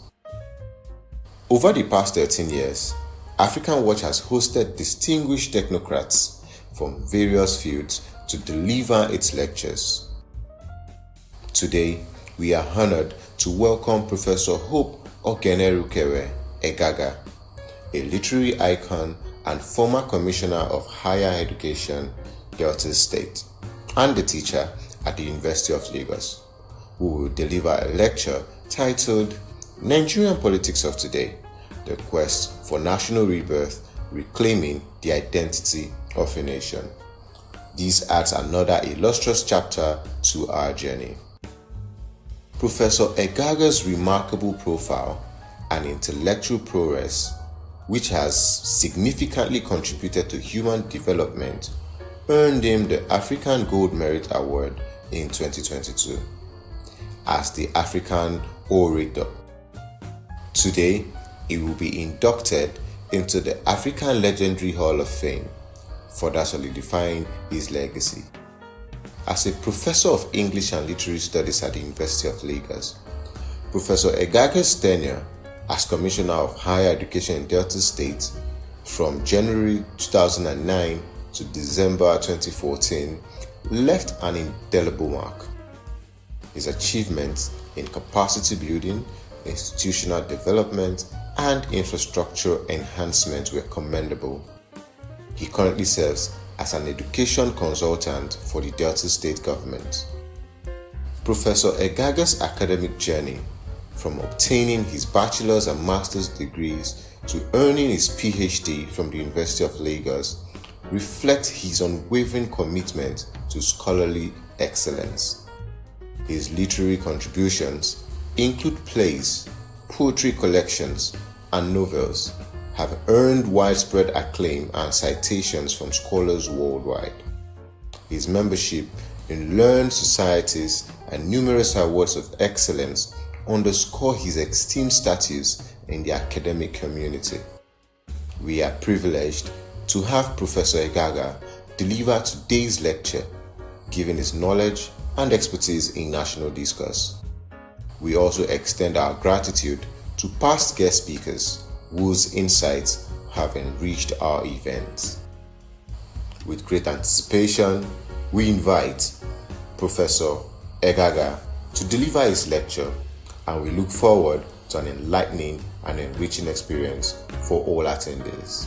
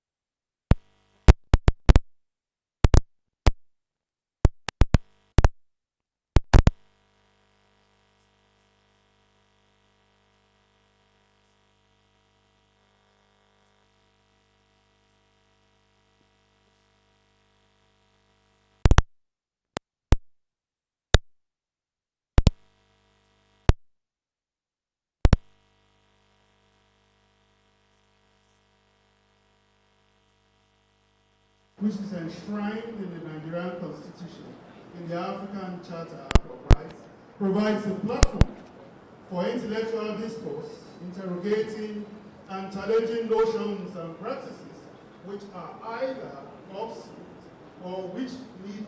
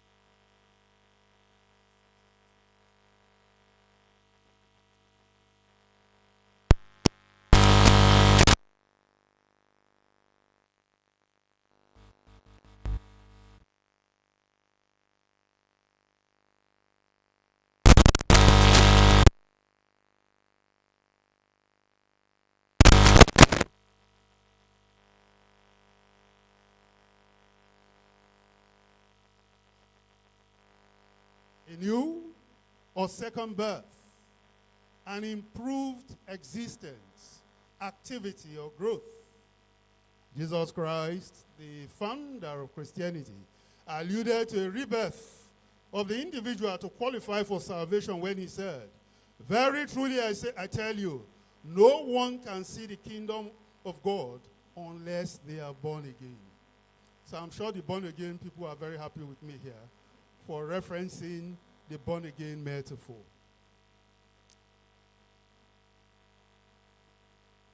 Nicodemus, the receiver of Christ's message, was puzzled and asked, "How can a man be born when he's old? Can he enter into his mother's womb and be born?" John 3:3. It is this metaphor as a conundrum of renewal that we have appropriated in the title and thematic thrust of this lecture. How can, how may, why should a nation renew itself? In the last 30-odd years, there has been great disenchantment with how Nigeria is governed and how Nigeria is structured. The dominance of oil as the only reliable source of foreign income has been decried by all economists and government for as long as I can remember. Even when I was a boy, in secondary school being taught economics, we've been told oil is our only source of foreign exchange. I left secondary school in 1976. All these years, we keep saying this. What have we done about it? Yet, nothing strategic has been done to change the narrative. The mantra, restructuring Nigeria as a panacea to the problems, has been a recurring decimal in the nation's equation. The incumbent president, Senator Bola Ahmed Tinubu, had been an ardent apostle for restructuring Nigeria in the years before and when he became governor of Lagos State. He demonstrated his resolve by challenging the federal constitution and created 37 local council development areas in Lagos State in 2003. He ran into a storm in the person of the president, Chief Olusegun Obasanjo, who froze all funds accruing to the LCDAs for 2 years. One of the posers today, as we discuss national rebirth, is whether President Tinubu will have the gumption and the political goodwill to entrench those LCDAs in the Constitution and thereby encourage other states to follow suit. What I'm saying is he challenged, as governor, the federal constitution, because what we have done is to entrench local governments in the constitution, creation of which ought to be by the states. It's so entrenched that you cannot create. And of course we know what local governments are to revenue accrual. In the military years, there was a clamor for a sovereign national conference, at which time the fundamental issues bedeviling governance will be addressed. General Abacha and President Jonathan tried national conferences to douse the tension. Abacha held a national constitutional conference between June 94 and June 95, a decoy which he wanted to use as an instrument for self-succession. On 17th March 2014, then President Goodluck inaugurated a national conference in Abuja, Nigeria. There were about 492 delegates that represented a cross-section of Nigerians, including the professional bodies and groups. The conference was headed by retired Chief Justice Idris Legbo Kutigi. Sadly, no recommendations from these national conferences were taken seriously enough. In fact, President Jonathan did not implement those recommendations because he didn't have a second term. Indeed, the progenitor of the Abacha conference, General Sani Abacha, never really wanted to change the narrative. It was an extension of the merry-go-round of the IBB administration. Abacha died suddenly in 98, and this personal misfortune saved the country from the shenanigans of the bloody dictator. It is against this background that the topic of today's lecture is opposite. The phrase national rebirth suggests that the old baby needs to be refreshed, needs to be reborn. Certainly, the body politic has suffered atrophy through official corruption, gross incompetence, a shaky security architecture, and therefore needs a vigorous shaking to be reborn. And we cannot do the same thing the same way and expect a different result. Of course, that will be national foolishness. So something ought to be done. And recently, the president himself advocated for the creation of state police. And we can see that there are pros and cons. We can hear very ardent voices, people in the establishment, some saying, no, we don't need state police. But it is anomalous for a governor who is chief security officer of a state and does not have control over the security in his state. How do we rectify that? How do we also address the concern that the governors could turn these police force into a terror organization, using them against their opponents? So we need to do a balancing. And we know we are not the only federal republic in the world. Other federal states have adopted both state police. You have the federal, you have the state, you have the council, all kinds of police force. In Lagos, we already have quasi forces that handle different aspects of our life. The need now is to recognize them and use them as a way of addressing the security challenges which we have in the country. How, we may ask, can a country as old as Nigeria, riddled with entrenched interests, official corruption, and dubious configurations, be reborn? What constitutes a rebirth? Also crucial is the idea of reclaiming the nation's identity. What identity does the nation have? What is the color of the Nigerian image? Is it a convenient and comfortable image to adopt within the country or outside the country? Is it why we are now resorting to ethnic configurations, ethnic loyalties at the expense of the nation? These are questions about our identity. Some preliminary observations and assumptions. Embedded in the topic is the assumption that the leaders or the people of the Nigerian nation need a rebirth. It is a reasonable assumption because most Nigerians always argue that things cannot continue the same way. Even the leaders have said that we need a change. Yet this sing-song remains a sing-song. If I'm allowed to draw from the Bible once again, the leaders of these people cause them to err, and they that are led of them are destroyed. Are we going to allow ourselves to be destroyed? And sadly, tragically, if the house crumbles, nobody will escape. There is something arresting about Nigerian politics. You know, when you say Nigerian politics, there's something that catches the attention. Is it negative? Is it positive? Is it encouraging? Does it engender hope? With due respect to all the politicians here, and those who have held political offices, including myself, and those who will hold, who aspire to hold political office.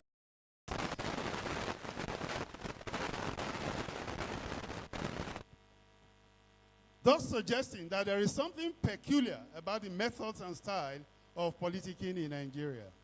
Whereas the ideal objective of politics is national development, politics in Nigeria is largely for personal development. Chatham House says, as reported by The Economist, that $582 billion has been stolen from state coffers since independence. I don't know about the veracity of these figures, but since all our national leaders always go to Chatham House for endorsement, I may as well take their conclusions seriously. In the same article, Britain's International Corruption Unit said that it has confiscated 76 million pounds looted from the Nigerian treasury since 2006. In the power sector, at least 11 trillion naira is said to have been pocketed by state officials since 1999. Such rapacious state officials can never, ever preside over a national rebirth. Yet they are in power. According to Mohammed Abdullahi, renewed debates to restructure Nigeria have enjoyed a lot of currency in the political circle and media outfits, both in print and online, immediately after the victory of President Muhammadu Buhari in the 2015 general elections. Since after the Nigerian Civil War in the 1970s, Nigerians from different backgrounds called for the rearrangement or restructuring of the composition of the existing federal system. However, as of 2018, there are a lot of political brokers and power mongers that revived the call to restructure Nigeria based on the incessant violence between alleged herdsmen and farmers in central Nigeria, southern Kaduna, and parts of the southeast and the Niger Delta. Is it not strange that that's why apostles of restructuring have become silent? Is it because they are now enjoying the spoils of office? They cannot afford to speak so that they do not choke the food in their mouth. And when you have been invited to eat, according to, you must respect the rules around the table. The quest for a rebirth. In 2017, while addressing King's College Old Boys Association, in a speech poignantly titled, quote, "A new Nigeria or a better one, the fitting truths of a great repair." Then Citizen Tinubu said, amongst other things, it will be better to restructure things to attain the correct balance between our collective purpose on one hand and our separate grassroots realities on the other hand. However, after fighting for and obtaining the top job in Nigeria, President Tinubu edited the song when he told his audience while visiting Parube and Fashionot in Akure in February 2024 that a good foundation must be laid before bringing the restructuring in place, so that it is not done in a rush without a proper foundation. The restructuring may collapse very soon, but it will be done. When will there be a good foundation? Now, that is one of the challenges that the current president has. We expect a lot from him. I have deep respect for him for his capacity to achieve what he wants. What he did in Lagos State, no matter what people say. And if we can replicate that at the national level, Nigeria will be different. For whatever it is, whatever method has been used, bringing down the dollar in the last 3 months to where it is now. For me, somebody's doing something. Where it will get us to is what I'm not sure, but I'm not an economist. A well-respected senior citizen, Chief Afeba,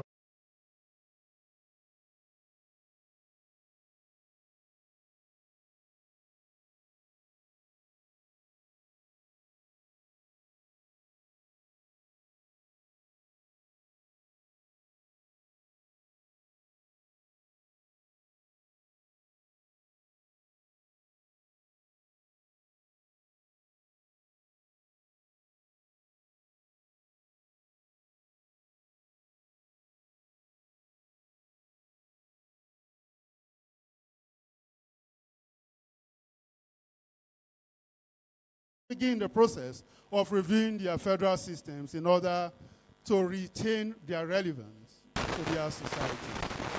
Is it not incongruous for the federal government sitting in Abuja to police my hometown in Mereji in Delta State? How effective will that administration be?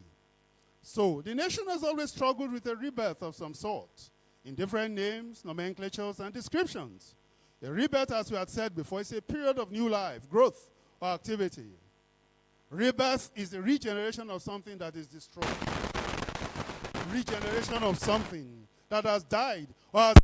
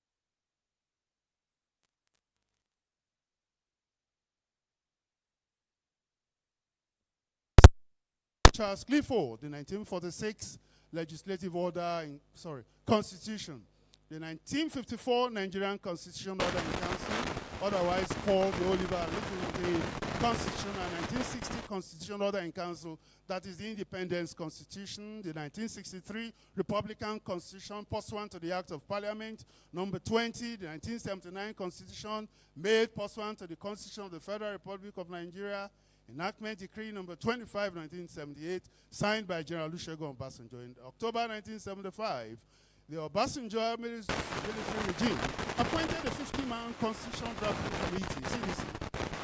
Another handpicked body, the Constituent Assembly, CA, was later appointed to approve the work of the CDC. The 1979 Constitution was based on the work of the CDC. Also, there was a 1989 Constitution made pursuant to the Constitution of the Federal Republic of Nigeria, promulgation decree number 12 of 1989 to take effect from 1st October 1992.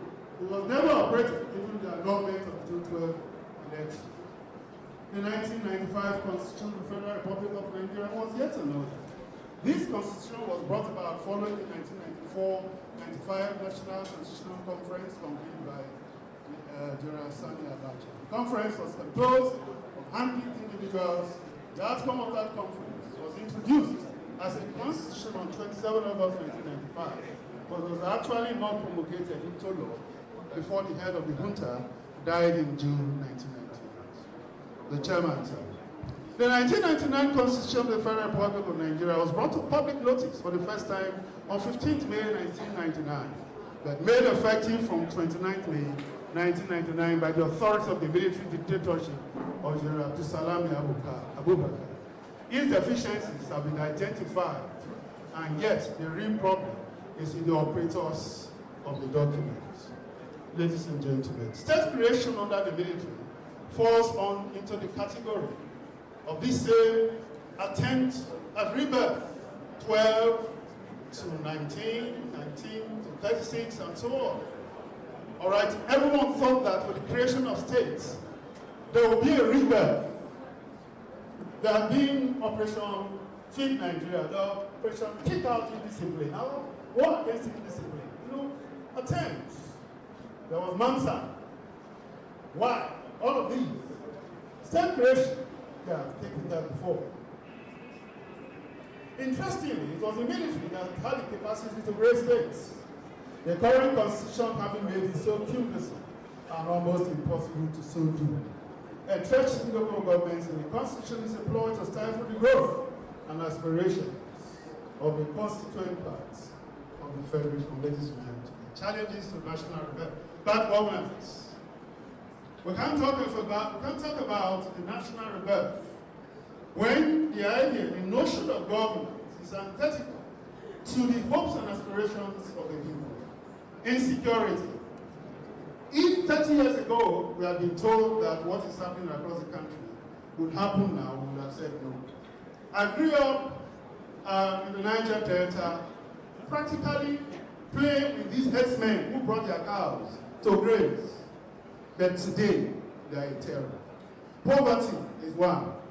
Lack of political will. Then there are entrenched interests that will make it difficult to have a national rebirth. Docility of civil society will leave things to God. God will never come down to change Nigeria. God will not come down to give a national rebirth to Nigeria. It's Nigerians themselves that can, even in the churches, God doesn't come down to reform. It's the members who do the reform. If we go to the account of the Bible, how the Bible came to be what it is today. Then hijack power by a clique in the ruling class. I'm getting to the end now, so I don't bore you. What is the Nigerian identity? Nearly 70 years after independence, the Nigerian identity is yet under interrogation. Who is a Nigerian? What access does the Nigerian identity give to a citizen to the good things of life? Are Nigerians regionally or nationally defined? How does the federal government encourage or discourage the promotion of a national identity? What are the shared values that make a Nigerian Nigerian? More fundamentally, what impression does the name Nigeria evoke in the international community, and what can we do to change the image? Under international law, the term national identity concerning states is interchangeable with the term state's identity or sovereign identity of the state. A state identity, by definition, is related to the constitutional name of the state used as a legal identification in international relations and an essential element of the state's international judicial personality. The sovereign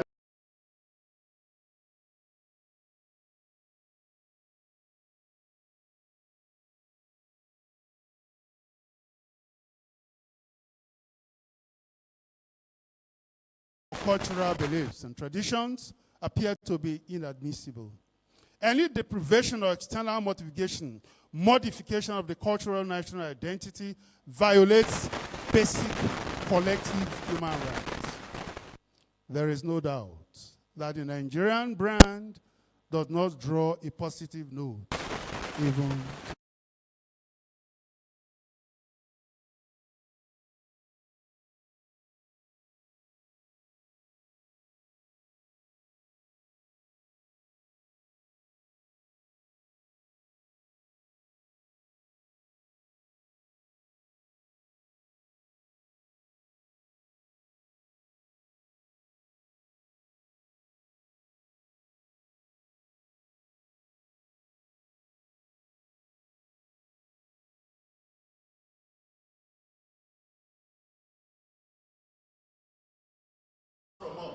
no matter the challenges. But it doesn't mean that we should not raise critical questions of our leaders. It's an imperative. Recommendations. 1. To reclaim the Nigerian identity requires reclaiming the power of the ballot box during elections. There's always been a dissonance between voter expectations and the outcome of elections. The consciousness that was developed in 2023 must be sustained to restore the power of the people. Civil society must assert itself through advocacy and demonstrations at different fora. Activists who seem to have gone to sleep since 2015 must wake up. It is not yet good. Level of hardship in the country invites a rethink of how the nation is configured and managed. There must be genuine efforts to stamp out corruption. Our Caesars must be above board. Fortunately, this has not been so. Conclusion. In concluding this lecture, it is opposite to restate the fact that Nigeria needs a rebirth, and that the men and women at the helm of the nation's affairs do not seem ready to drive that rebirth initiative. A rebirth can only be possible if all stakeholders key into the process. Yet in our circumstances, it will require an outsider from mainstream politics to achieve that. When this will be, we are no prophets to tell. I thank you for your kind attention. Ladies and gentlemen, please, we can do better than that. Professor Hook, thank you, sir. Thank you so much. I could remember when Mr. President came on board during the election. Before he came on board, during the campaign, he told us, when I enter, I'm going to hit the ground running. And May 29th, he entered, he removed subsidy. The next day, everybody was running here and there. Yes, he's a man of his word. He's a man of his word. All right, Your Excellencies, distinguished ladies and gentlemen, quickly, while Professor Hope was giving his lecture, an honorable member walked in, and is no lesser person, Honorable Desmond Olushola Elliott. Please, let's put our hands together for him. He is representing Surulere Constituency 1 at Lagos State House of Assembly, third-term member. He is the chairman of House Committee on Works and Infrastructure. He is representing the Speaker of Lagos State House of Assembly, Right Honorable Modashiru Obasa. One more time, please, let's put our hands together for Desmond, Honorable Desmond Elliott. Thank you, sir. Thank you. You're looking younger day by day. Yeah, I know you will not recognize me way back then on that.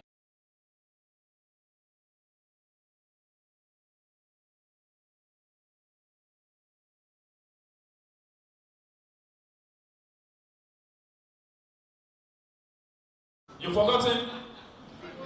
No, this is real. I've been sorry. I'm not telling any fallacy since I've been here.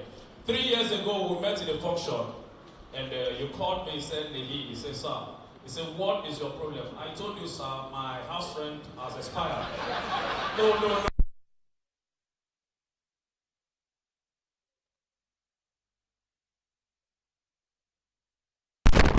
Then, and I appreciate that. And so I want to tell you that 300,000 are finished. Yes, I'm in a duplex now and I'm paying 1.8 million. Yes. So, no, you do the same thing you did last time. That was on a lighter note. Thank you so much. Also recognizing Dr. Engineer Badmos Ismaila. He is the Deputy Rector, Academic, Yaba College of Technology. Please, let's put our hands together for him. I also want to recognize the Acting Registrar of Yaba Tech, Dr. Akinwale Emmanuel Jude. A round of applause for him as recognizing this event. Thank you. Okay, in respect to the lecture that Dr. Hope Egaga actually gave to us, we want Mr. Chairman to respond or to give us one or two comments to that great lecture.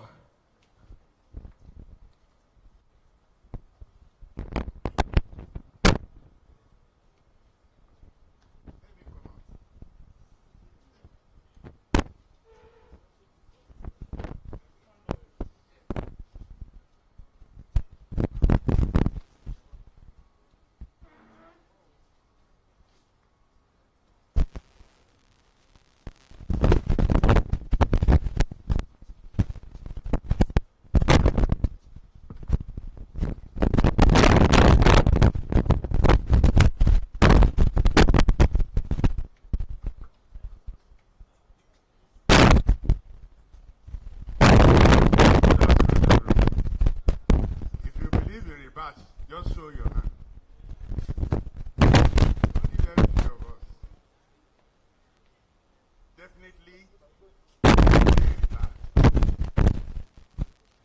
And it is happening already. I will give you two examples. Did you see the choir that came out here? In those days, when we were choir, so we say, so quietly, simply, they sang. That is a rebirth.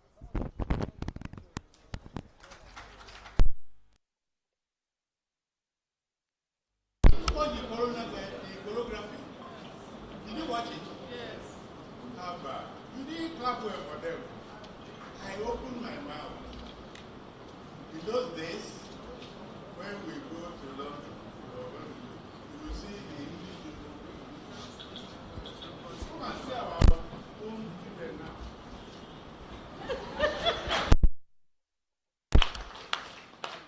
Is that not the rebirth? Beautiful. In their own way, in their own method.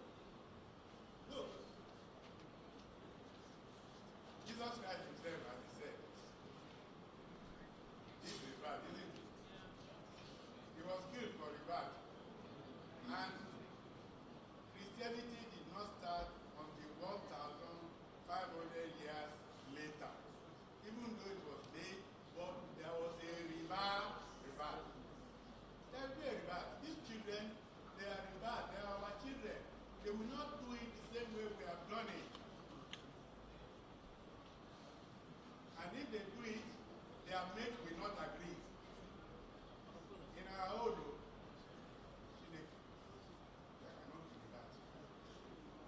No rebirth. Because all of us will soon pass away. All of us.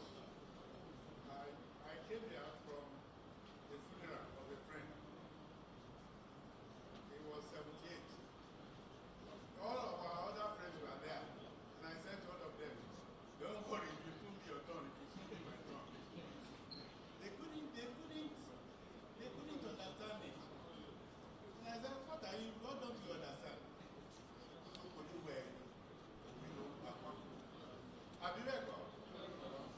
We shall all pass away. These children, they will revert Nigeria. It will not be the Nigeria you think about. But if you think it is we who will do the rebirth, people, where I'm running to pass you, which rebirth? I said, make I pass you, you say rebirth go. So I should go behind. Huh? You know, members of the House of Assembly are here. And I'm sure members of the House of Reps are here. I myself, I was in the Senate before. Did we make any law for rebirth? Huh? Rebirth go, rebirth me. But it will happen. As I said, it will happen. Before we go abroad, before we can buy ordinary shirt, ordinary singlet, look at our girls. Are they not looking more beautiful? And they sew these dresses themselves. It's a rebirth.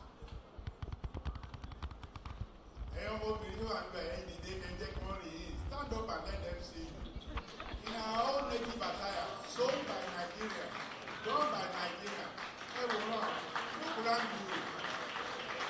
Look around you. Now we let you that go.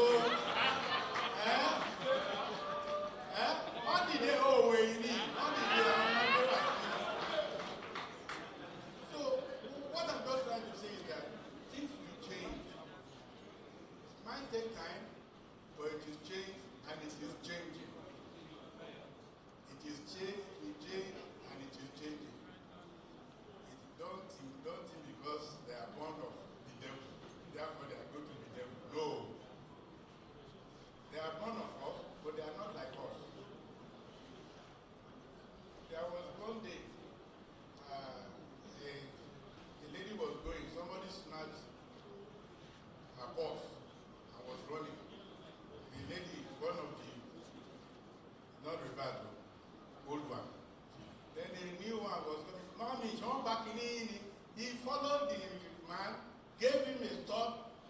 us back and gave it back to the woman.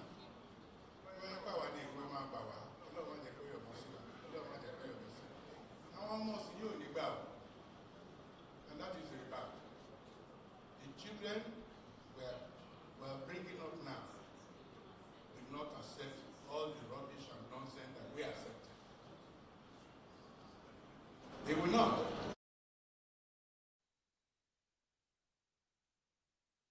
When they do anything, you say, no, why did you do that? Why did they do that? Well, I want to assure you, there is a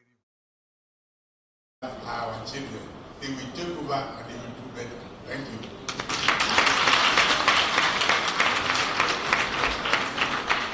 you. Thank you. So you're almost doing my job, making my people to laugh. Great one. Thank you so much, sir. Thank you. Thank you, sir.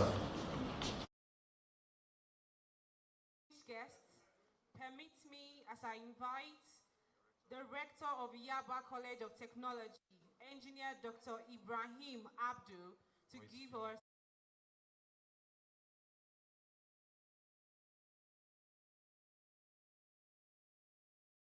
In case you don't know, Yaba Tech happens to be the first in Nigeria, third in Africa, and 27 in the whole wide world. Put your hands together to my own.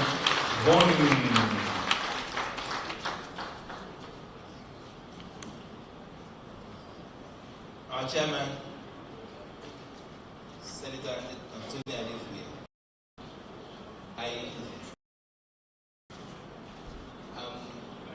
I was taken aback when you had given us how the rebirth will take place.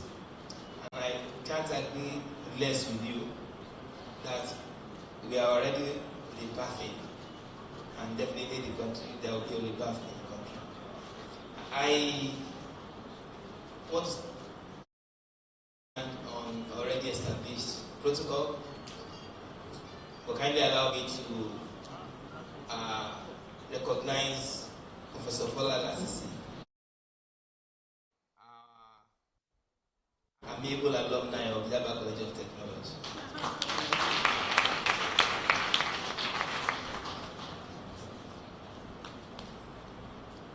I want to read the keynote address that was supposed to be delivered by the Attorney General of the Federation. He actually wished to be here, but the exigence of duty made him to be absent. And he asked me to deliver this very short address in addressing the topic. It is with profound gratitude and deep sense of responsibility that I stand before you to look at the topic, Nigeria politics of today, the quest for national rebirth, reclaiming the identity of a nation. This topic resonates deeply with the challenges and opportunities that define our contemporary political landscape. When we look at the past, Nigeria has a rich, complex, and interesting history.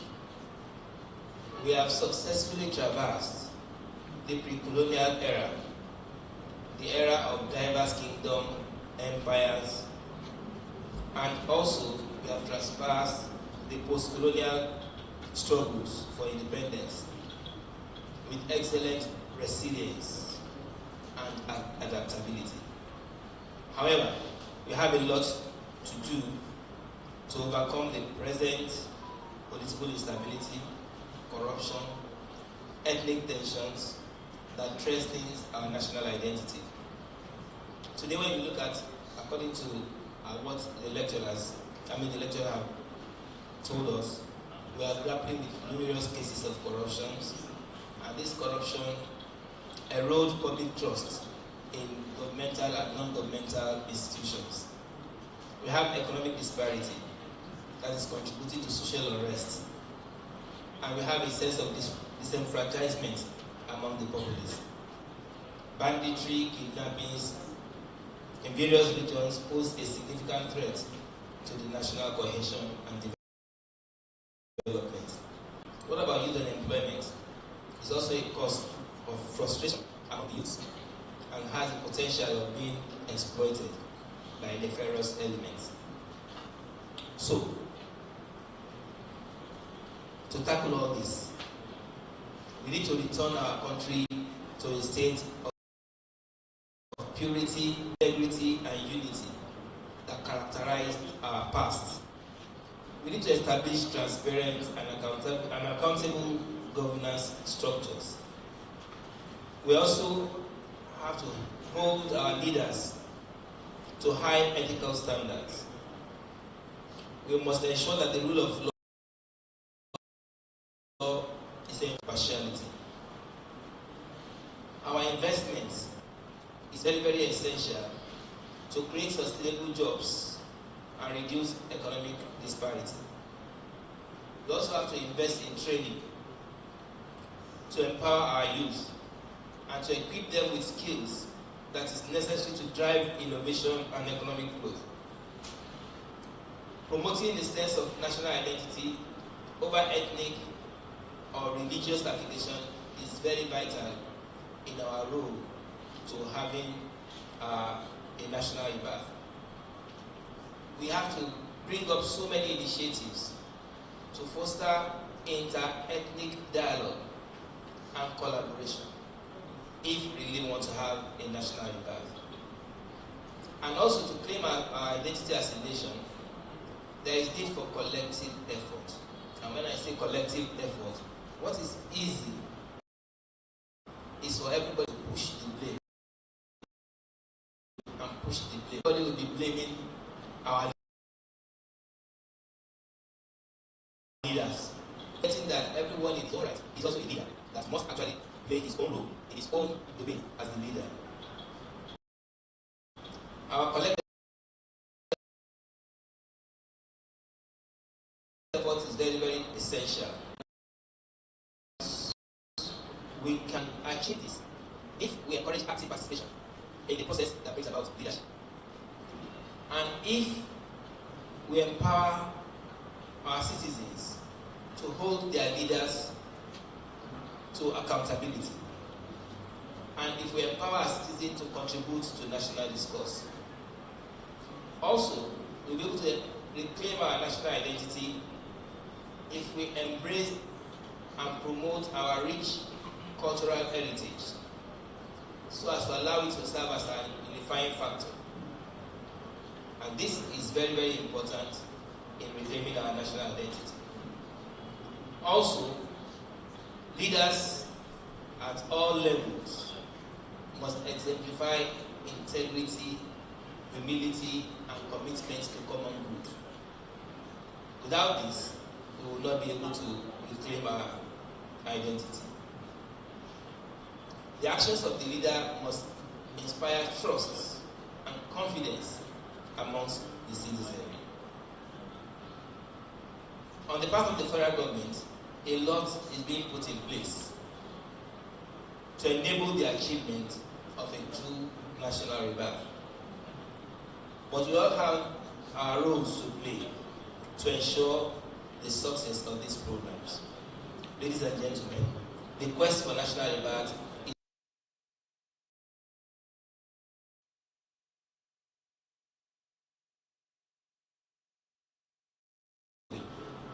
reclaiming this national identity requires each and every one of us to stand up to confront our challenges and to embrace the values that unite us tirelessly towards a future that holds the promise for the country. When you look at this country so-called Nigeria, you know that it has a lot in stock for the coming generation. So many things that can always make us proud of ourselves. All we need to do is individually let's the right thing. Let us seize this moment to rededicate ourselves to the ideals of justice, equity, and unity. And together we can build a Nigeria that stands tall on the pillars of integrity, progress, and shared prosperity. Thank you.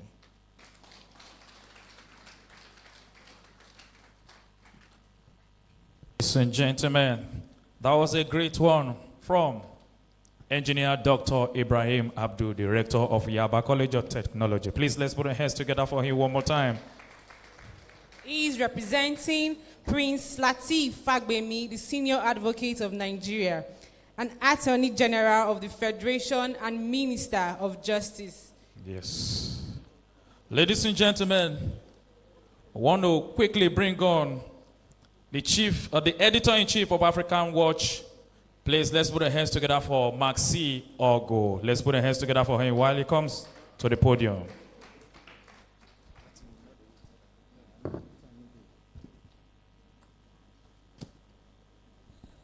Let me, on this note, thank the chairman of this occasion, Senator Anthony Adefuye, who is always with us every year. He's not just only with us every year, he also ensures that everything is in order by making his own donation even before the event. He does it every year. Senator, we are grateful, and we are happy, as you always say, as you always advise us, keep doing what you are doing. One day, fortune will locate you. And we keep doing what we are doing, irrespective that the country, some days will recognize our effort. Let me also, on this note, thank my father in journalism, where even if I have to give the glory to God, you give glory to God, and then bring it back to whom God has used, for you to give him that glory. My father in journalism, Mr. Sam Omashe, who has inspired me. What I do today is inspiration, has taken me far. And he's also happy that I have not disappointed him.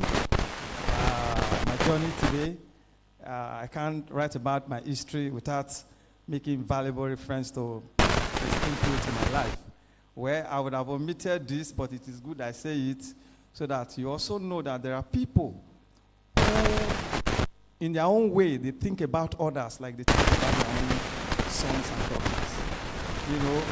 I was in my local palace, where I was elevated to work in the Senate for 4 years. It was through me I was able to work in the Senate, in the office of the Deputy Senate President of this country.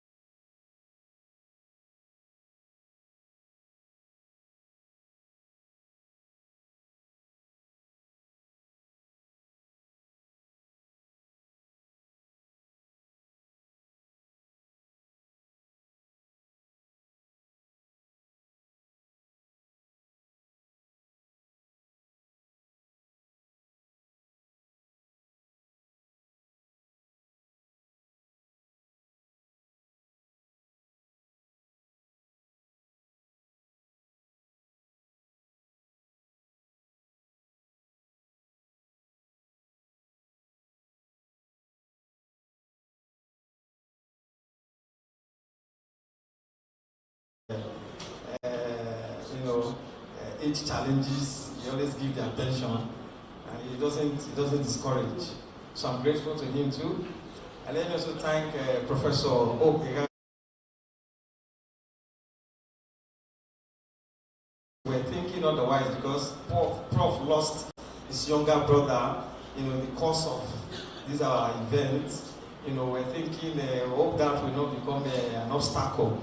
But to know Prof continue to assure us that we're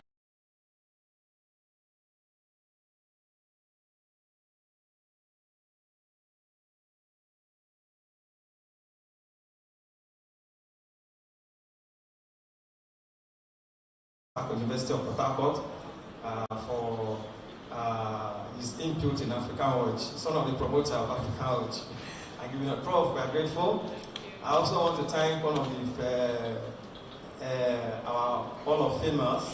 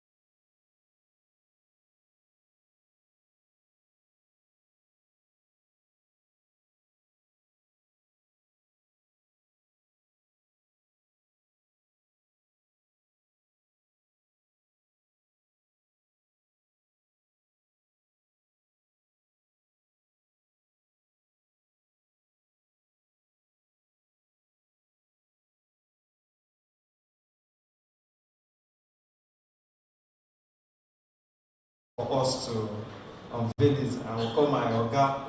I pleaded with him, though he was the kind of saying, the senator is there, other people are there, the speaker is there. And I said, sir, you are our father in journalism, and what we are doing is more intellectual. Though we may not have the we don't have the billions to give us like the speaker, but at least his motivation for helping us to unveil it, then followed by other awardees from their seats. Nigerian policy review of the 2024 Afrikanwatch memoir. Nigerian politics of today, the quest for national rebirth, reclaiming the identity of the nation. It is a privilege again to review this year's memoir titled Nigerian politics of today, the quest for national rebirth, reclaiming the identity of the nation.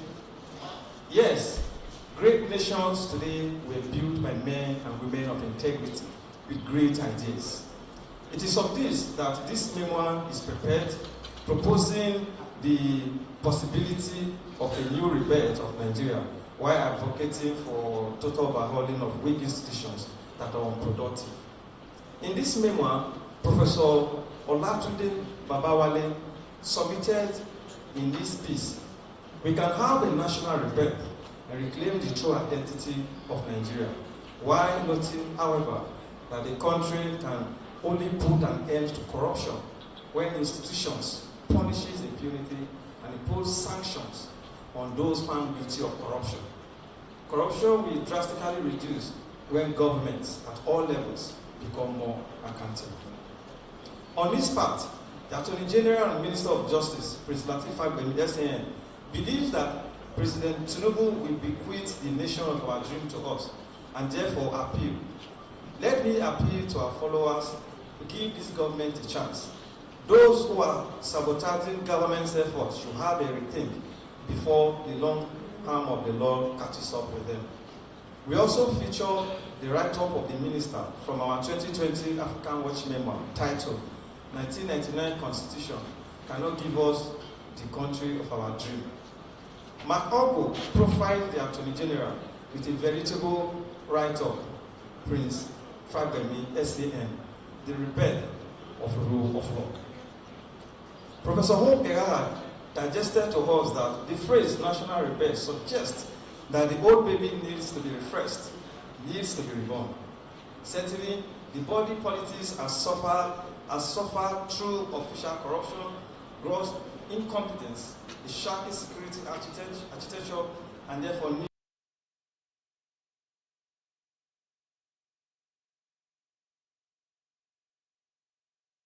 ridicule with entrenched interest, official corruption, and dubious configuration to be reborn. What constitutes a rebirth? Also, crucial to this memoir is the idea of reclaiming the nation's identity. What identity does the nation have?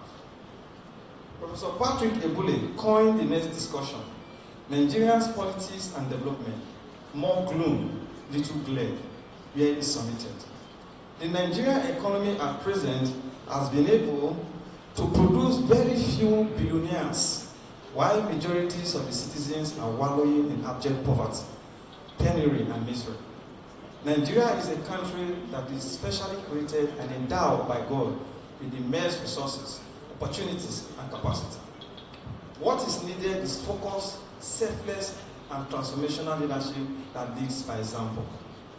Professor Gigi Dara, in a special interview with the media outfit, said, Nigeria is operating an authoritarian system, which he later argued that Nigeria is standing on a wrong footing, therefore operates on what he called military democracy that cannot guarantee good governance.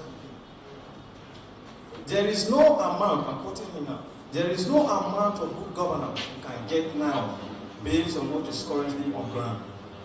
Elections were held last year, February and March, and we are still getting results about a year after through the courts.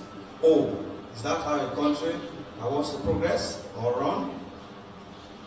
Professor Sonny Awefada, in this digestion, on a similar note, stated, factors that made the First Republic to collapse is still with us, even as it regretted while the country has refused to progress geometrically in the system of governance it runs, as he lamented the high level of corruption in the country. In his quote, "What we need to do is to combat corruption and electoral fraud, and it will be well with Nigeria. It is not about whether we are practicing parliamentary or presidential system. It is about our attitude, and it is about our inability to sanction wrongdoing." Senator Anthony Adefuye wants competency and non-tribal leadership as it concerns political positions, among others.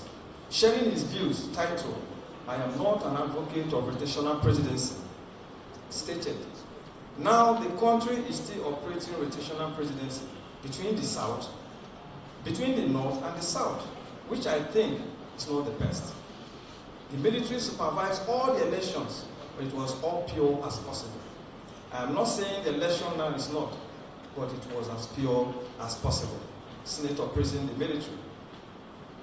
Professor Fola Lasisi dealt comprehensively with the theme of today's lecture, tracing the background of the country's democracy, the fall and rise, the weakness and the strength, even as he noted. Nigeria, with its diverse ethnicities, cultures, and religions, has long grappled with the challenge of forging a unified national identity amidst political instability, corruption, and economic struggles. The quest for national revenge has become imperative. Honorable Barrister Okejo Onakalusi, a federal lawmaker, wants a united Nigeria, noting, however, Nigeria will soon find a footing politically and economically, that it will happen like a miracle, but with a process. We must strive to keep Nigeria one, he concluded. On this note, may I now invite Mr. Sahama Shehu to officially unveil the memo for us, and followed by the guest. MC.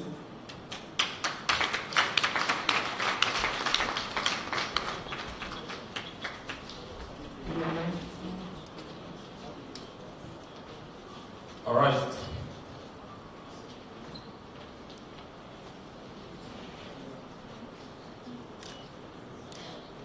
Okay.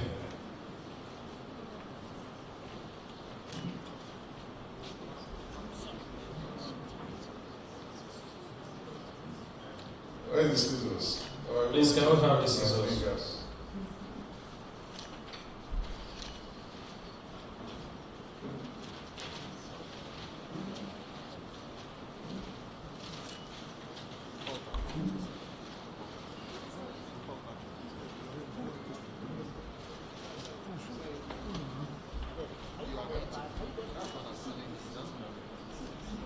Well, when I was asked to unveil this, I thought I was going to push the assignment to the speaker, since the Honorable is here, but the man said not to drum.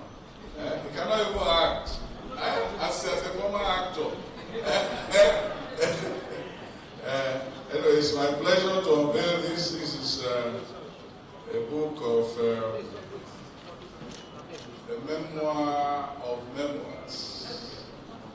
And biographies of biographies, and voices of different sorts, from professors like Okegega to Attorney General to Senator Adefuye, Professor Asisi. So you can see that you have a potpourri of ideas which are inevitably contradictory and gloriously so. So it is my pleasure to unveil this for your digestion.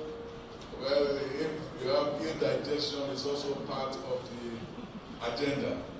So thank you very much for allowing to do this. And I unveil it with a sum of 1 million naira.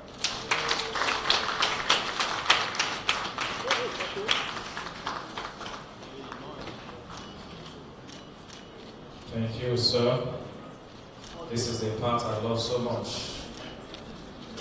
When it comes to figure, I don't joke with it. And I think the 1 million naira is not a benchmark, because I can see the honorable speaker, honorable member of the Lagos State House of Assembly, Honorable Desmond Elliott, is here.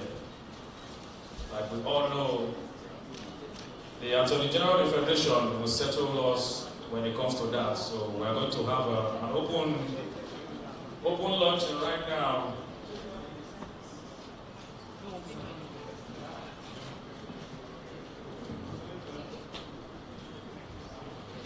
Thank you, sir.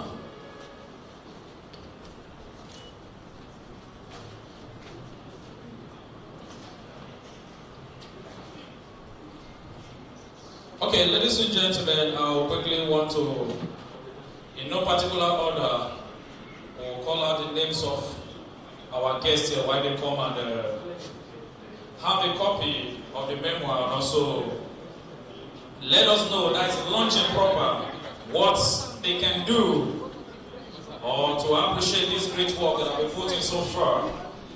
Ladies and gentlemen, I want to bring on Senator Anthony Adefuye to join us for this, the launching of this great memoir.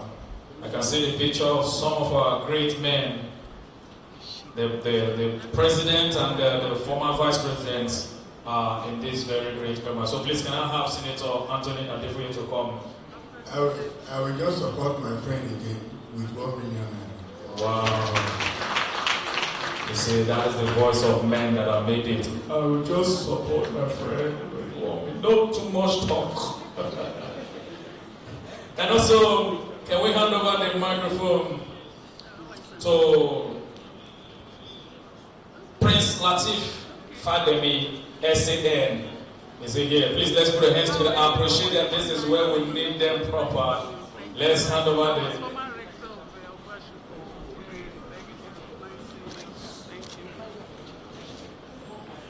Launching with an amount not to be disclosed. Okay, sir. Sir? So launching with an amount not to be disclosed.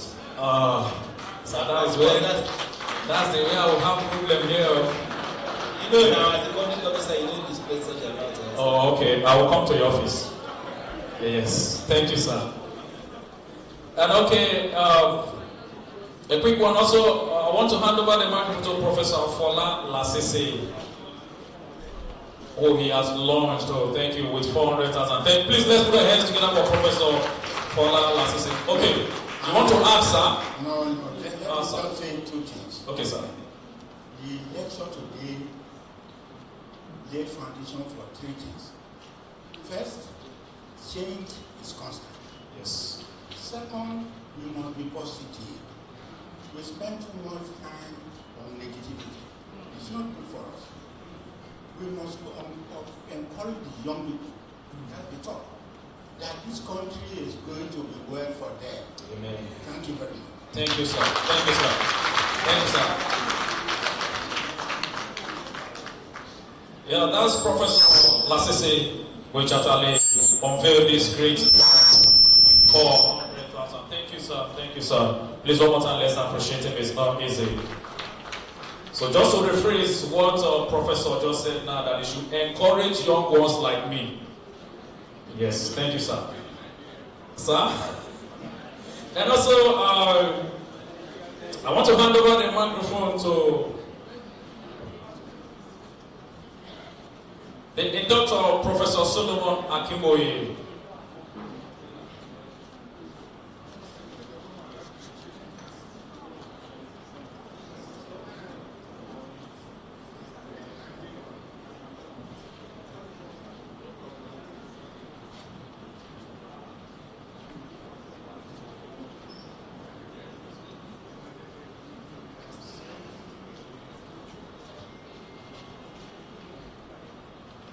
Okay, ladies and gentlemen.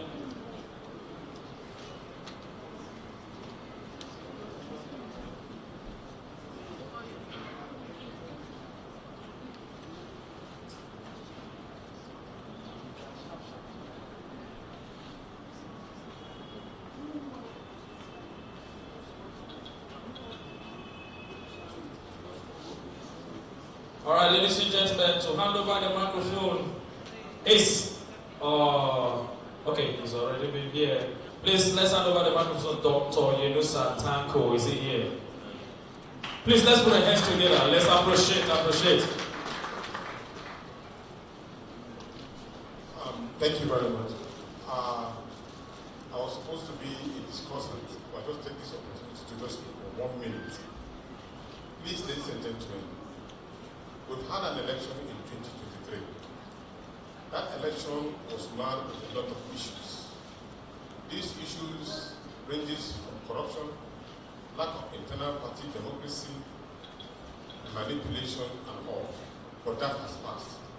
What will we do to move this country forward? I'm an advocate of two things. One is that we must have another reviewed electoral reform. That's fundamental. Two, INEC itself must be balkanized. INEC is so embedded with too much issues. And we must do that based on the Uwais report. We must have an electoral management team. We must also have an enforcement team, enforcement agency.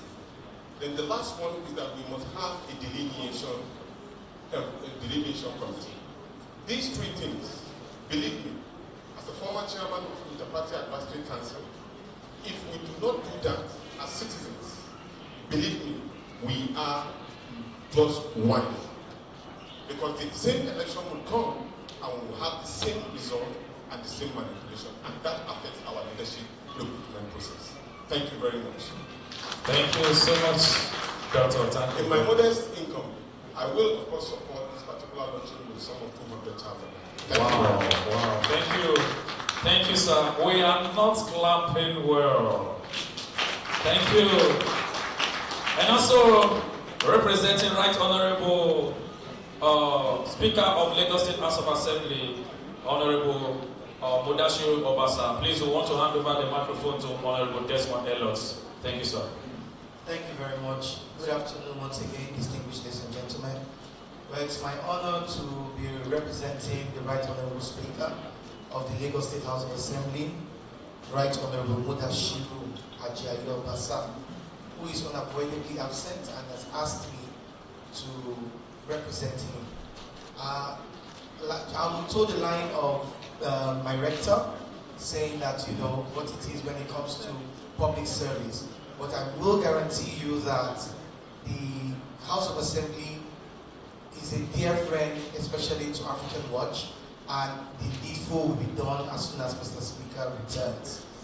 Secondly, let me also invoke my acting life. So as an actor, I will donate 300, not as a public figure. Wow, thank you. I love that. Thank you so much. And now you just come. You are welcome, sir. You just come. Welcome, sir. And okay, hello. Let's hand over the microphone as we hear from Professor Stella Chi Emeke. Please, let's put our hands together for her. Thank you very much. The chairman and the distinguished guests, the awardees. As head of the institution, I'm a civil servant, and so we usually will not disclose. So my anonymous donation, I will forward to him immediately. Thank you. Let that be 500 and above. And okay, also want to hand over the microphone to Mr. Saidu Babatunde Olayinka. Please, let's put our hands together for him. Mr. Saidu Babatunde Olayinka. Thank you, sir. Good afternoon, distinguished ladies and gentlemen. By virtue of being a public servant, coupled with the fact that I'm a bursar of a university, it would be unethical for me to disclose the amount I wish to donate. However, I want to assure the communication company that a reasonable sum of amount will be given for this purpose. Thank you. Thank you, sir. Thank you, sir, Professor Said. God bless you, sir. Also, to hand over the microphone to Mrs. Morayo Afolabi Brown.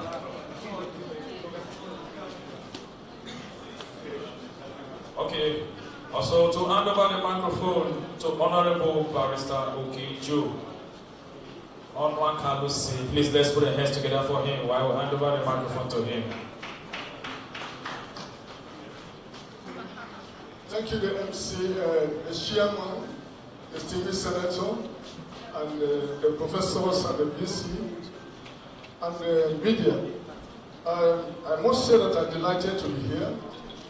And I have few takeaways, and I want people to make a little contribution.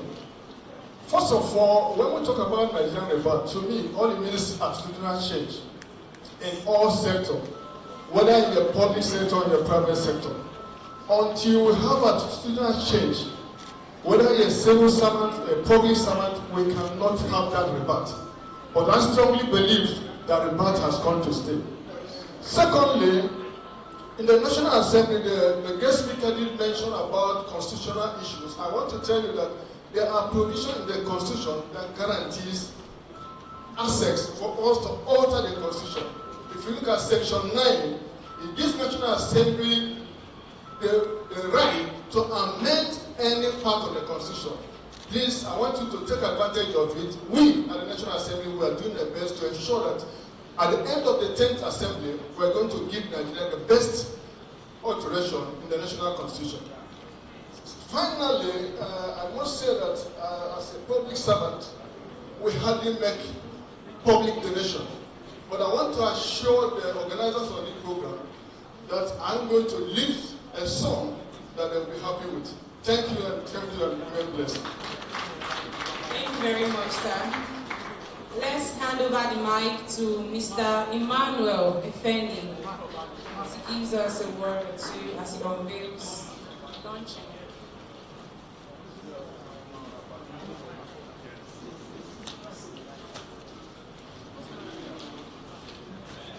Let's hand over the mic to Mrs. Agnes Fumi Sesi.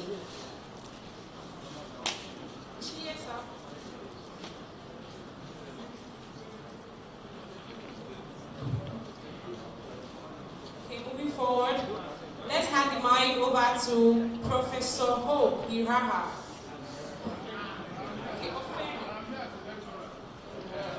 Lecturers are also anywhere now, sir. So I am here. Your boy is here. Please hand over the microphone to my daddy. If you will quantify my service, the lecture that I gave, the time used to prepare it, in spite of the tragic circumstances of the way. So quantify that and add it to 50,000 naira. I worry you do also. Area, and all of us there. Forget this suit we will wear. Thank you, sir. All right, please, we want to take back Mr. Emmanuel Effendi, please. Let's hand over the microphone to him. Everybody must speak. Speak. The chairman, distinguished ladies and gentlemen, well, I'm not a public servant, so I'm free to disclose my widow's mite of 200,000 naira. Wow. So if that is widow, what if you now do a married woman's mite? Okay, still rolling, please. I want to hear from Professor. Okay, we'll hear from Professor Hope. I want to hear from Mr. Johnny Ogegere.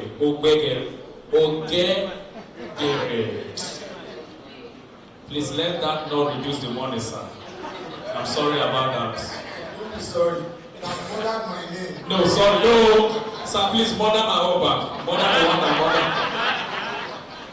I'm going to murder the donation, therefore. I want to recognize the chairman and everybody present.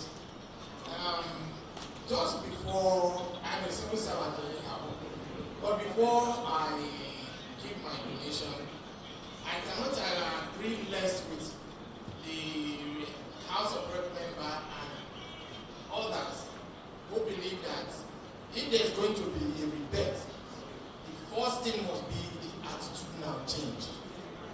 We must all agree that we are tired of this corruption and we want to move forward. We must have that attitudinal change. That's the first thing. And then our media, we have to also champion the cause. The media will also have to champion the cause. Having said that, like I said, I am a serving civil servant, and I want to follow on the footsteps of the civil servant because we still want to enjoy our jobs. I am going to do a very beautiful donation, which I will communicate to the Afrikanwatch. Thank you very much. Thank you, sir. Thank you, sir. All right, a quick one, please. We will hand over the microphone to Engineer Bayo Akiwumi as he unveils our great memoir. I like that. Please put your hands together. He has been silent, and men that are silent will know what they can do. On the contrary, let me first and foremost thank the chairman of this occasion. Ladies and gentlemen, sitting standing on the existing protocols, heartily blessed by the guest speaker and the topic for today, and I agree with him in totality. I can assure you that the next generation coming after us, that are 50 plus, those generation below 50, they are going to do the great thing we are expecting for this country, Nigeria. They are silent now. Those of us that have intelligent children are told know that when you talk to them, they don't talk back. They have their reasons. They know what they want to do. They are more intelligent than us, but I know God will give them the grace to take this country to the greater heights we all pray for.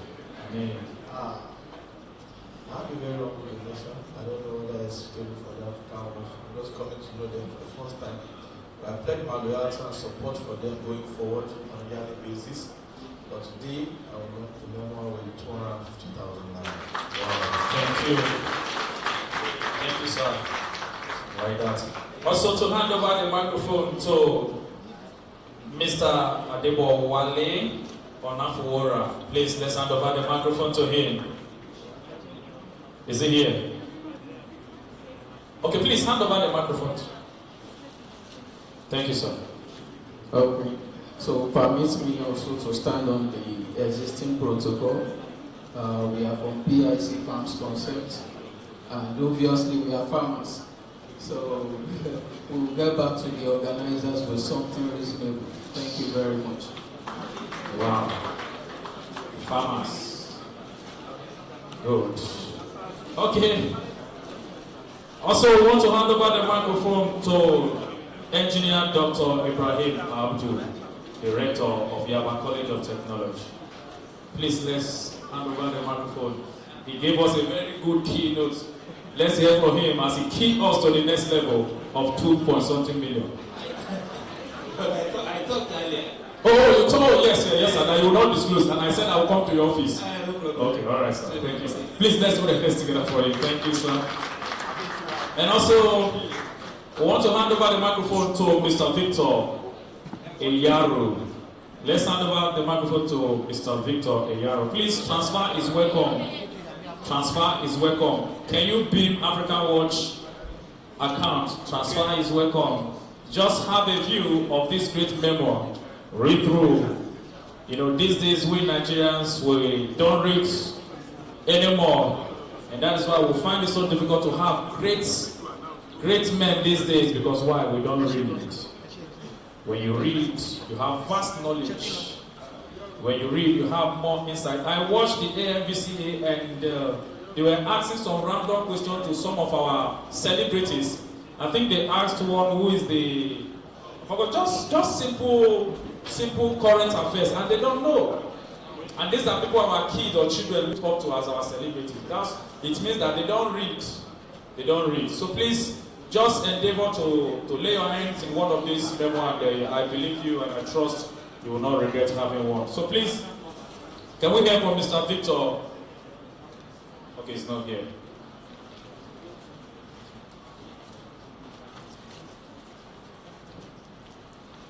All right, okay. Please, we want to welcome Honorable Desmond Elliott for his award, since he'll be living in it. Okay, Mr. Sam Amoshe, please, you are here to present the award, please, sir. Okay, for the induction and also the award. Just induction.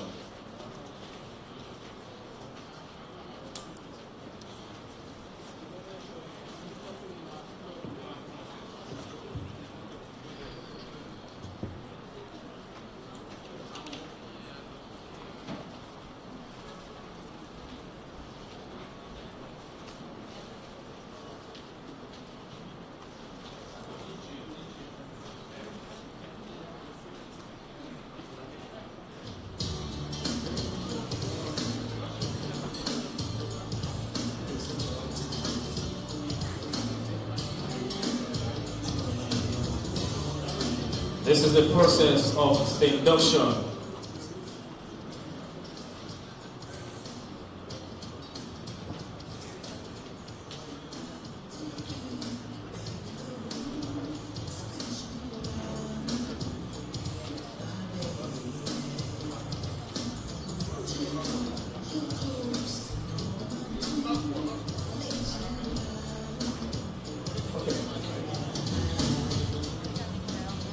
May I now invite Professor Obafemi to the panelist session. May I also invite Dr. Tanko. Please, can you come on stage? May I also invite the federal lawmaker, Honorable Oke Joe.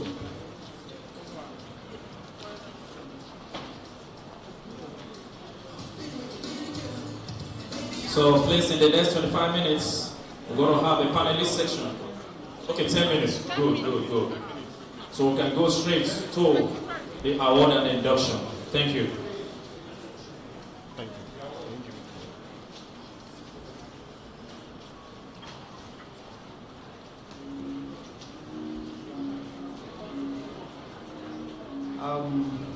Okay, doctor is coming.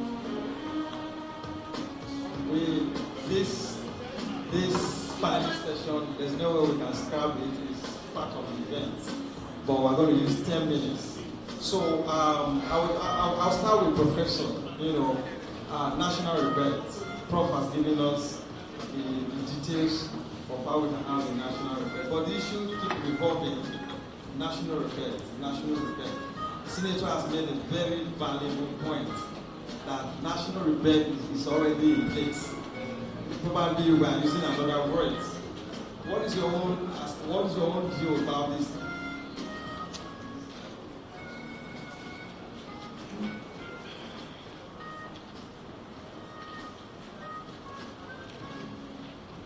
Okay, Prof. All right, thank you very much, Chief Editor. Yeah, the issue of rebirth has been occurring and reoccurring in our country. A lot of persons at various forums have spoken about rebirth. But let me begin by a quote from our current president, our current president. Sometimes in 2013, he was attending an occasion of the 70th anniversary of Island Club here in Lagos. And he was quoted as saying, "Where does Nigeria stand today? Today, we now continue. Today, we loiter on the road of confusion because we are guided by leaders who themselves need guidance."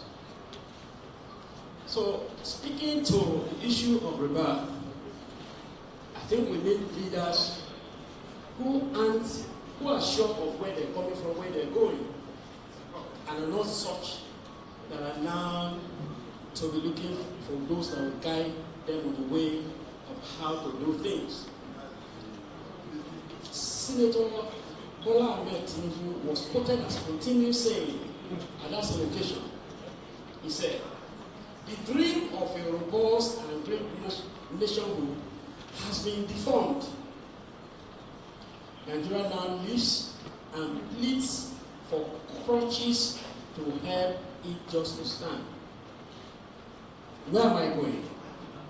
I want to say that from here today, we leave a message from our dear president who walked his talk. That these things that he said 2013, many years ago, we can replicate same. Now that he's in charge. We can replicate what the current president has said. Okay, there's something I want to ask the Honorable.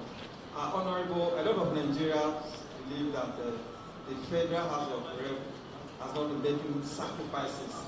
Recently, the purchase of exotic vehicle for all the House of Assembly, lawmakers, and you are a Labour Party House of Rep members.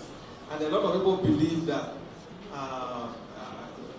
your own people would have rejected that kind of exotic gift when Nigerians are crying and poverty all over the land. And your party is of that kind of a party that is giving Nigeria confidence and sacrifice to them. So a lot of Nigerians believe that out of the national rebellion would have been probably your party, Labour Party members in the House. I rejected it and said, give us the money, let's give the money to Nigerians. I mean, why did Labour Party people, do that? Thank you very much. I must say that the issue you raised is a national issue. And you must understand that when we're talking about the budget, we are now looking at, just like I pointed out, attitudinal change to things we do, the way we talk and the way we act. We must understand that serving in any establishment, there are basic things that you need as make provision for you to ensure that you do your work. Provision of vehicle is one of the things, and it is not a thing that is not global, it's a national issue. But I must point out that the National Assembly, when you are talking about National Assembly, you are talking about 360 members, including 5 heads, including members of the National Assembly Commission. So any budget that is meant for National Assembly is meant for over 2,000 people. And those are the people that those budgets are meant for. And we at the National Assembly, we have made various provisions, various sacrifices to ensure that every morning, because what it is an oversight job, to ensure that every budget appropriated, that the National Assembly allow the executive to execute. The vehicles that were bought by the executive, not bought by the National Assembly. It was a vehicle that was meant for service in the course of work. And it is part of the money that is taken from their income. So at the end of the day, we are meant to retire based on the services we have delivered. So going forward, we at the 10th Assembly, we have made provision and be able to attend to all issues concerning Nigeria. So the areas I wanted to share out, the money that is being appropriated to the state, the money that is being appropriated to the local government, nobody asks questions how many trillions of naira local government gets every month. How many trillions of naira the state government gets? If you want to engage the state on the money that is appropriated to the state, the money that is appropriated to the local government, will be able to have a new narrative to change the course of time. Secondly, I must simply say that all agencies, and that's what I pointed out, all agencies have to have the same attitudinal change. So there's no point pointing at a particular person and say this is it is all of us that are trying to be in it to be able to bring the desired result. Okay, let me come back to Dr. Tanko. Dr. Tanko, you are an activist, advocate of democracy, and it seems the way on your personal pursuit and struggle, it seems has not been achieved, and then you continue to struggle. Do you think we can build a national rebellion on the postulation that things will change? Yes, a rebellion, yes. Just like I mentioned earlier on. Now, I agree that the major consensus in this hall is that there must be an attitudinal change. Now, the question is, how do we cascade this particular attitudinal change? Is it from the top, from the middle, or from the grassroots? Now, we have a nation, just recently, is thinking about or is actually expending 3 trillions of naira on the coastal road that we don't need. Majority of our brothers and sisters who are living in the local government, 774 local government, are wallowing in poverty. Now, if we have the trillions of naira being expended in the interest of the people in the local government,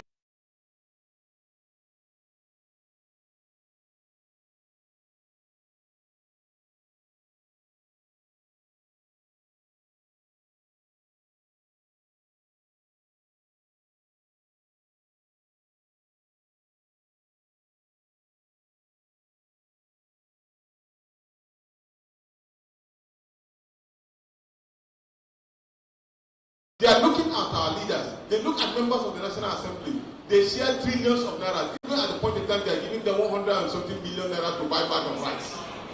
Now,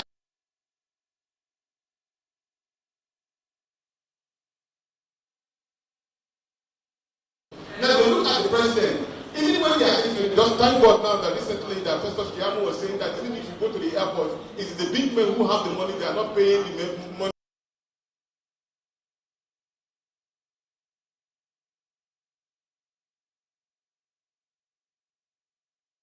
people's money and give it back to the Nigerian people. That is the way to go. Thank you.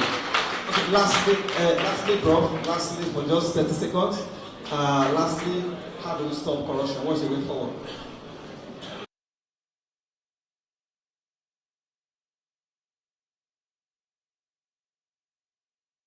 Family. I'm an educator.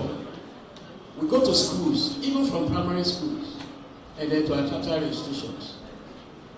All these other issues that, we call, like I was discussing with my colleague, we have given a very big name corruption. Meanwhile, right under our nose, we see little things that are being done that are actually giving back to the bigger corruption that we are discussing in the nation. So let's go back home, let's go back to our families, let's get the right values, and let's ensure those right values are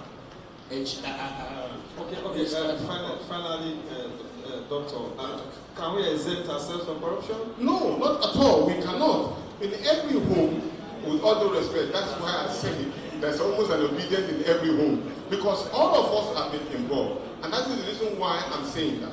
Look, for us to have the right leadership, we must find a way of dealing with who are saddled with the responsibility of giving us leadership. And at this particular point in the democratic setting, it is the Independent Electoral Commission. You may be amazed. The things that happen in the National Electoral Commission may be so bad to the point that anybody who has anything, who has something, can become anybody at any point in time, as long as you can pay them a price. So, and that, of course, will not help us. But we need quality leaders. We need quality leaders who can impact positively to the interests of the Nigerian people. But then, here we are as a people. We must look deep. Who is that person that wants to lead us? What is the quality? What is the capacity? What is his background? Even in the local government, even in the world. By the time we were able to distill that, then we can be sure of quality leadership that will impact on the policy of the Nigerian people. Thank you. Okay, thank you. Finally, Honorable, 30 seconds. Can we exempt the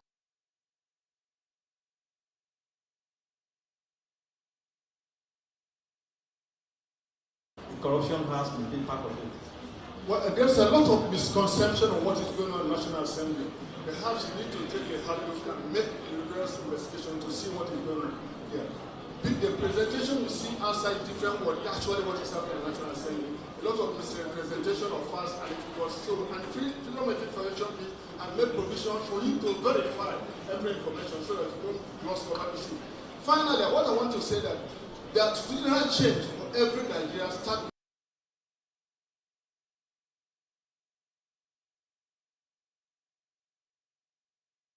I had the privilege of being there in 2020, and I met a Rwandanese over a friend who left his phone somewhere, and we are agitated. Can he find that phone?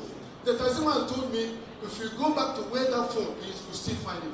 And lo and behold, 12 hours after that, went that place and the phone was returned to him. Can it be done in Nigeria? So, the ball stopped at our court and in my court.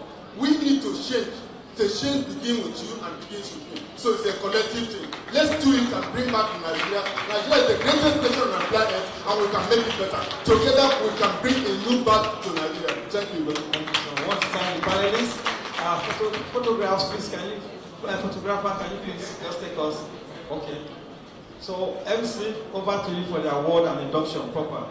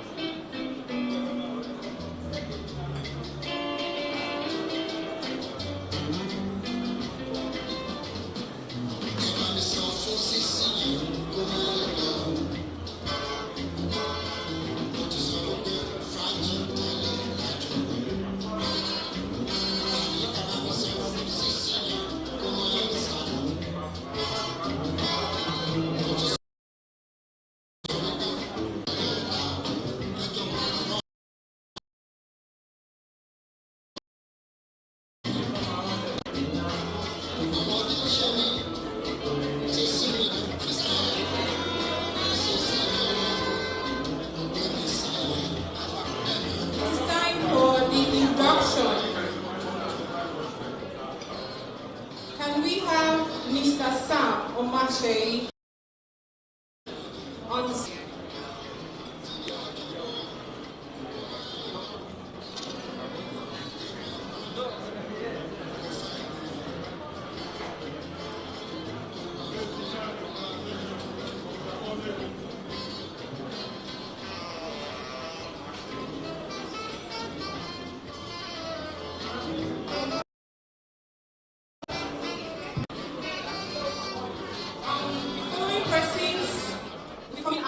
to be inducted. Professor Hope Ihaha, Mr. John.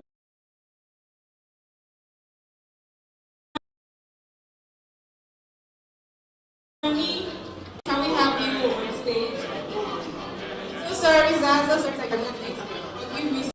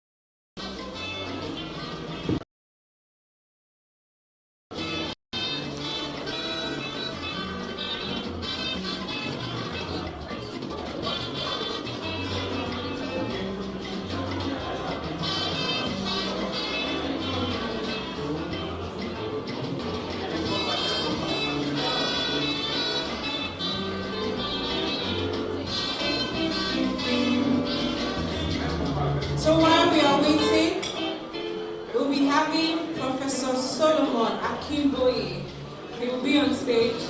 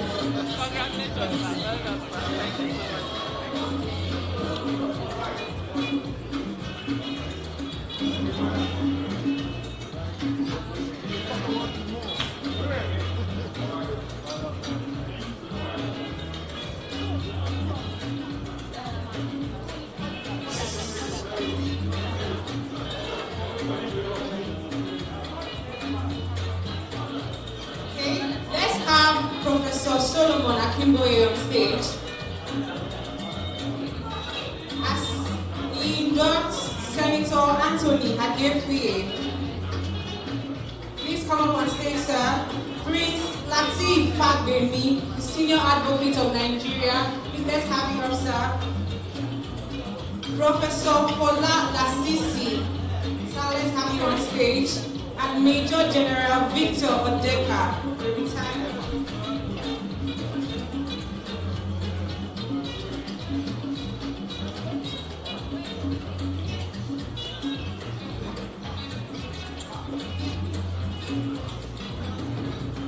Let's have the names mentioned on stage, while the rest can go to the back to continue their picture.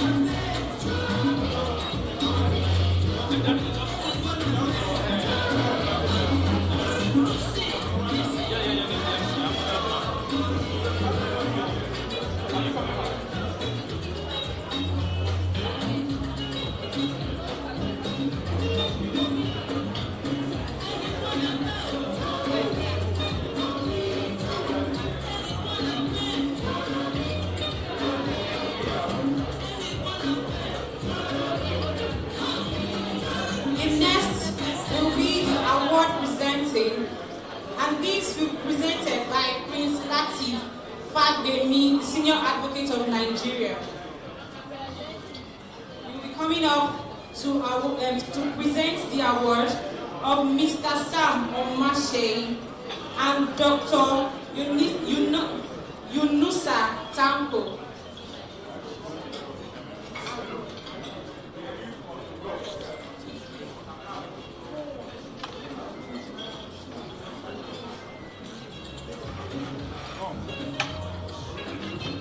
So this will be done after the induction taking place now. Just be on the standby.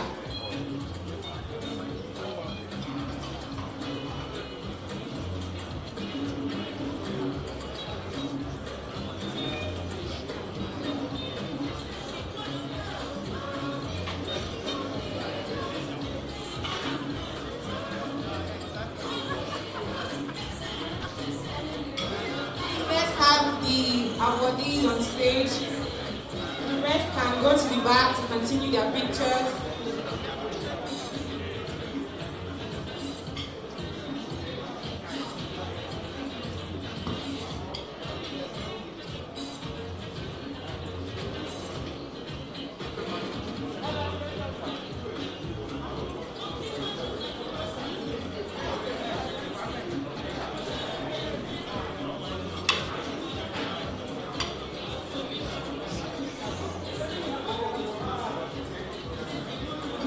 We'll be having the inductor, Professor Andrew Obafemi.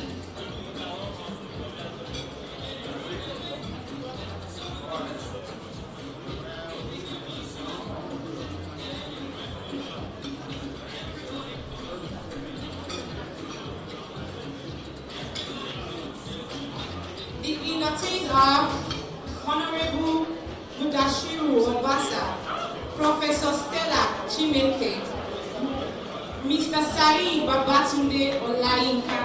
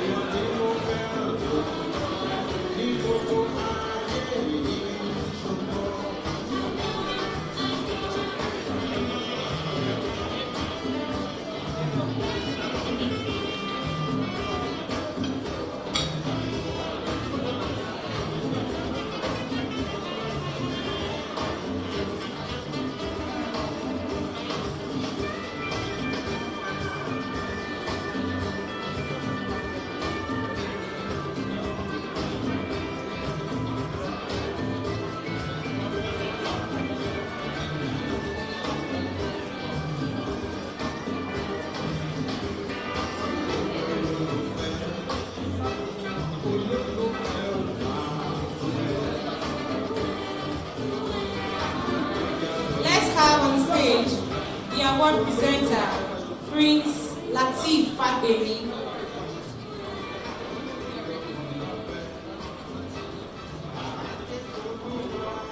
The awardees are Mr. Sam Omashe, Dr.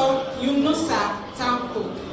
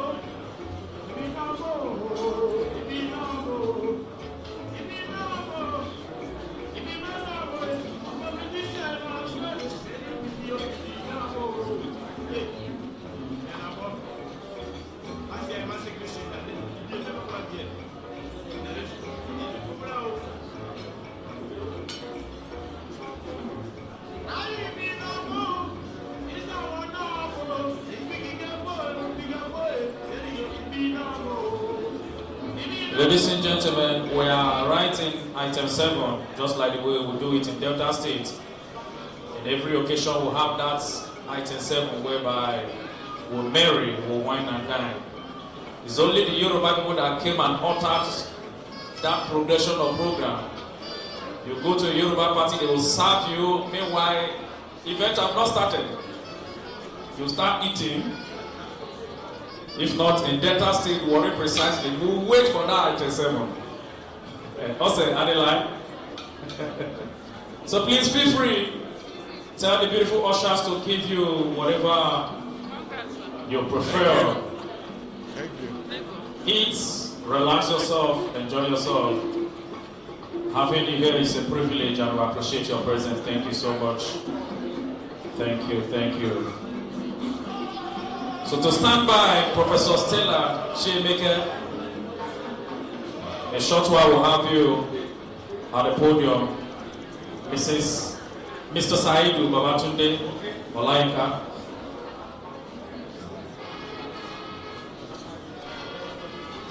Mr. Said Babatunde.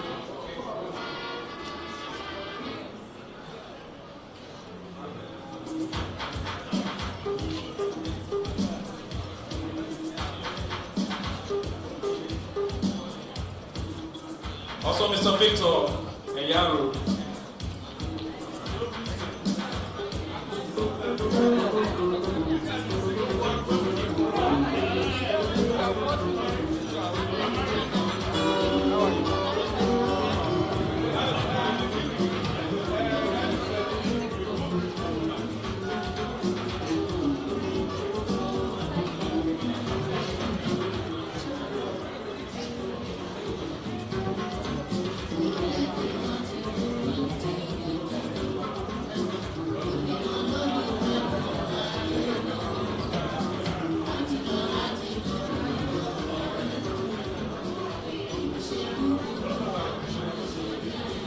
Please, the food vendor should make sure that the food goes round.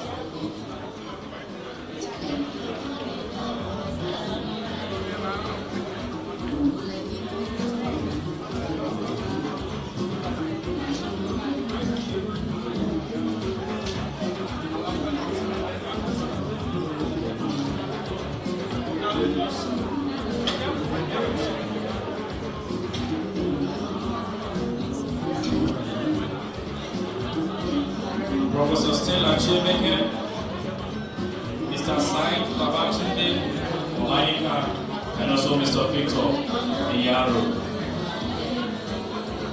Our family wants loved ones and well-wishers are here to take pictures with us. So please, let's make it snappy. Or we can go to the red carpet and have a more spacious backdrop where we can take good pictures. Thank you. Once again, on behalf of Afrikanwatch, I want to say thank you for gracing up this great occasion. Without you, this very event would have been held. Thank you, thank you.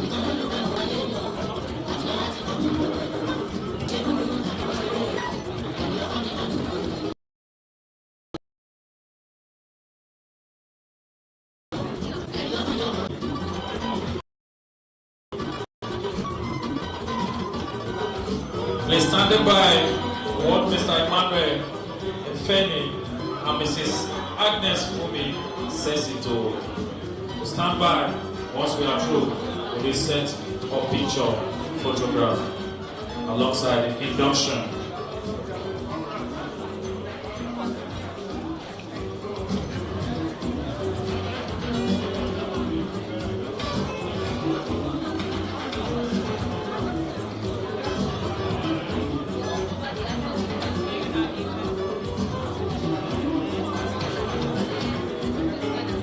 Please,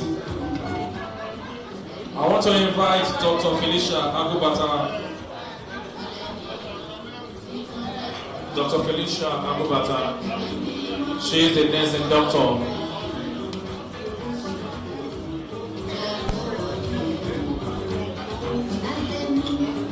Why we want Mr. Emmanuel Efeni to come for his induction, and also Mrs. Agnes Fumi Sesi for her induction. And the doctor, move for award, please, please. Please, award, I beg your pardon. Mr. Emmanuel Efeni for his award, And also Mrs. Agnes Fumi Sesi for her award.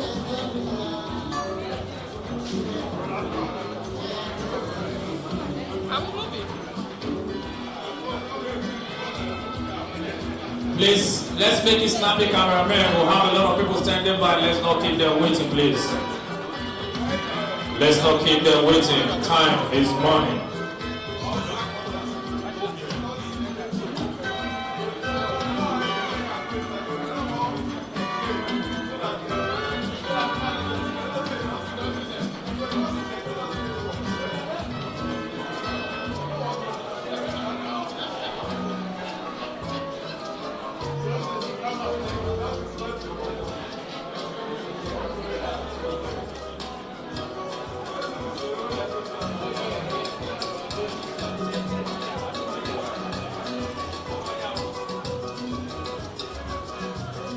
Thank you so much, all the awardees. Thank you so much for all you do for Afrikanwatch. We appreciate you. Next year will be a greater one, that's our prayer. And the Lord will reach our accounts.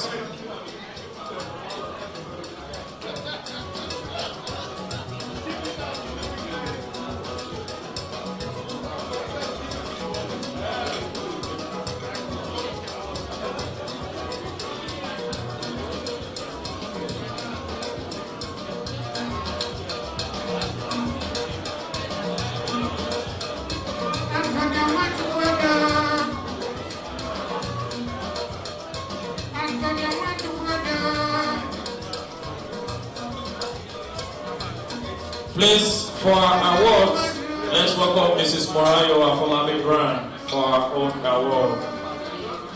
And also Honorable Barrister Bokiju Onu Carlos.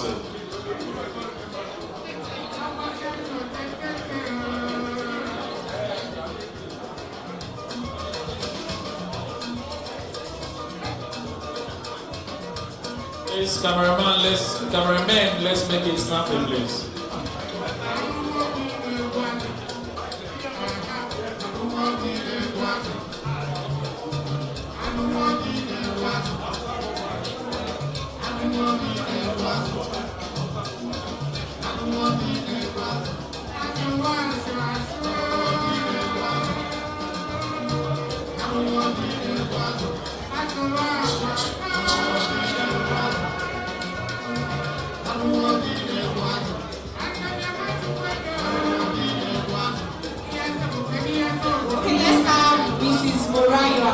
Brown on the podium.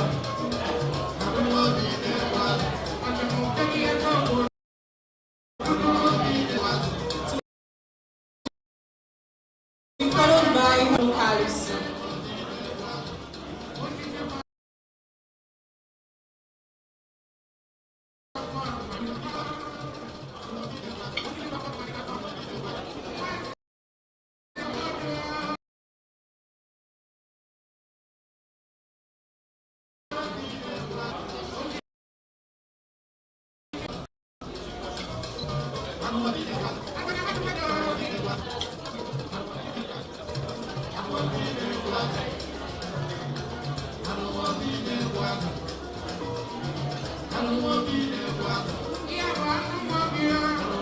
Can we have Professor Obafemi come on the podium to present?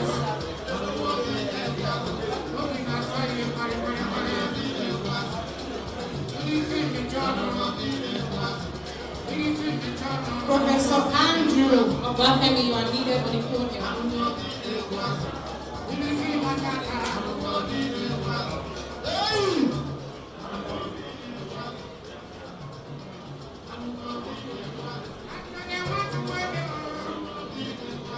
Please, can we have Professor Abayomi Akiume to come and present? Okay, for his own award, Engineer Mr. Adibawari Onafo Wura for his award, please. Mr. Adibawari.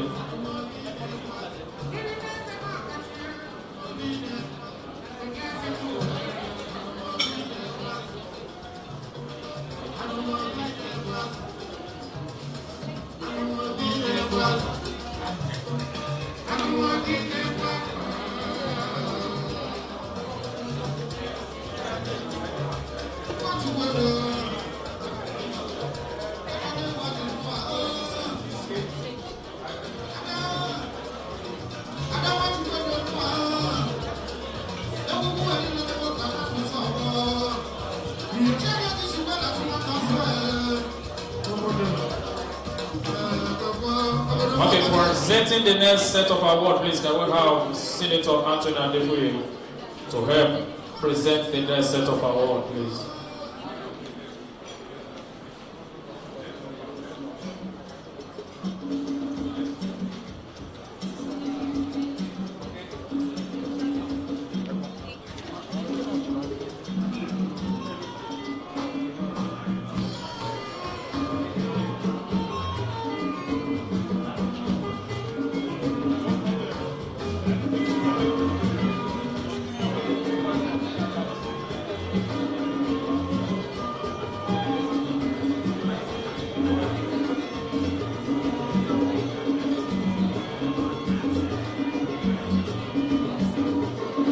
Presenting the next award, please, can we have Professor Andrew Bafemi to come and present the next set of awards?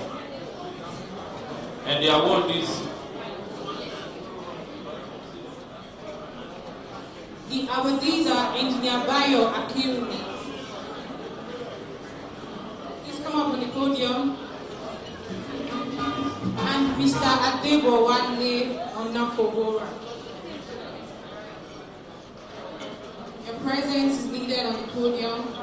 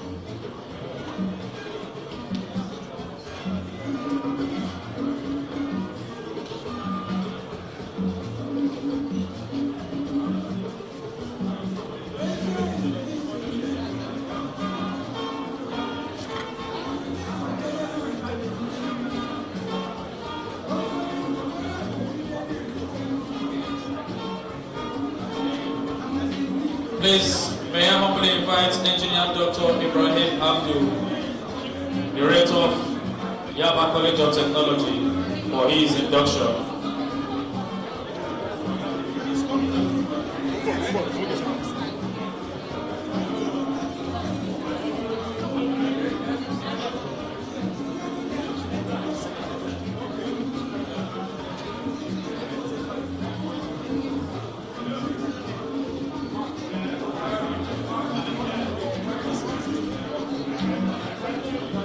Let's have Mr. Victor Diaro on the podium.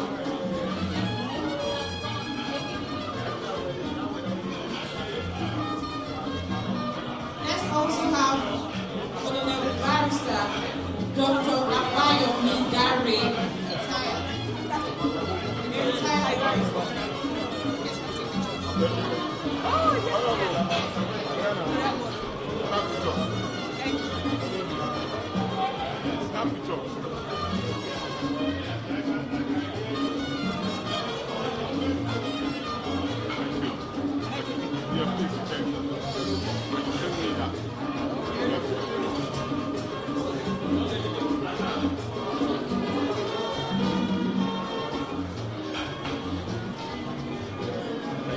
We have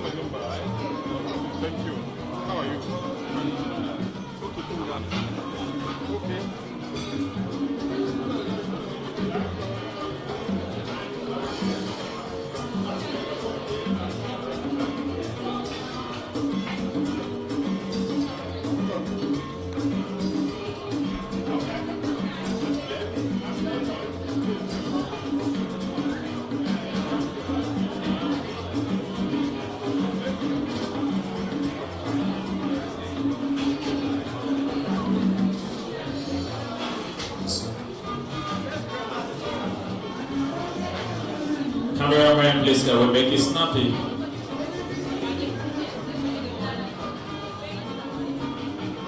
Let's make it snappy. Thank you.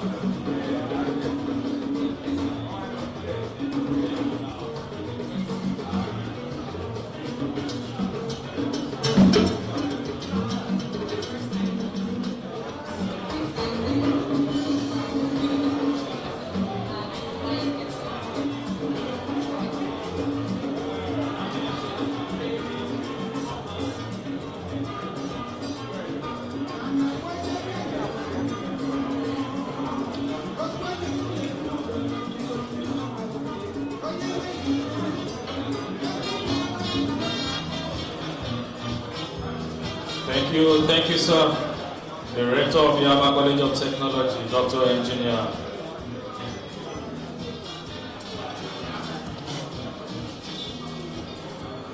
Ladies and gentlemen, it's an honor to be your host for today's event, Afrikanwatch Awards.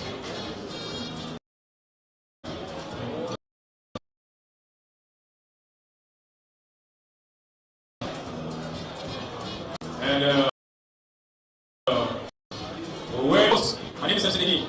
My name is Amachi.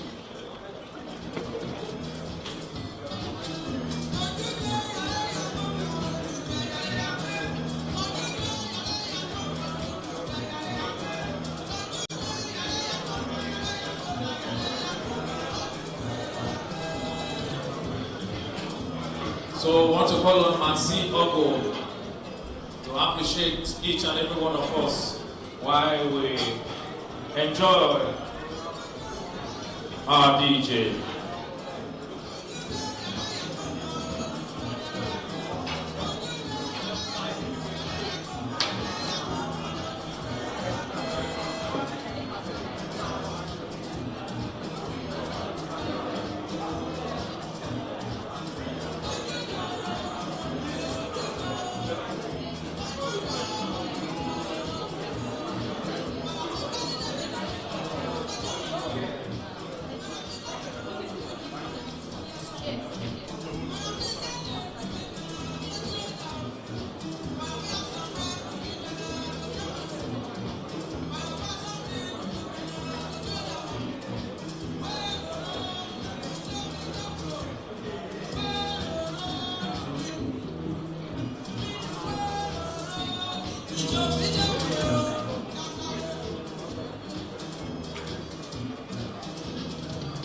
Thank you, Mr. Chairman.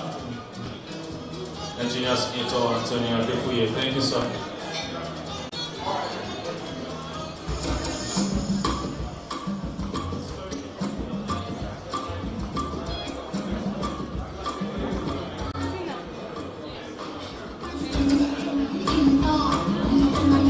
All right, hand over the microphone to Mansi Ogo.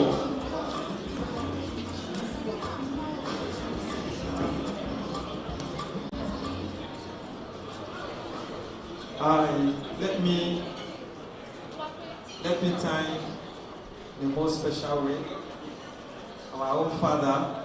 He has become our father and grandfather, the chairman of today's occasion, Senator Anthony Adefuye, my own father in journalism, Mr. Sam Omashe, and all who have come to grace this occasion, and also Professor Bafemi, who could chair this occasion. I'm very grateful for all the sacrifices that are taken. We congratulate all the awardees. We are glad and went as Sam and all of us are enjoying it. We pray that celebration will not depart in our life. And then this is the opportunity to also thank our grand mentors who continue to support us. I know some of them are not here, but some of them are busy sending their support to us. Continue to support us. Professor Akimboye, I'm grateful to you, sir. You have always been with us. We are happy that you are also happy that we are growing. We thank the Minister of Justice, Prince Natif Fagbemi. I know because of circumstances he couldn't make it, but we are hopeful that he will continue to give us support. We also thank Engineer Dr. Felicia Abubata, one of our grand mentors in Afrikanwatch. We are grateful for the sacrifice she has made, and all our new who have come here and far. May God bless all of us. Thank you.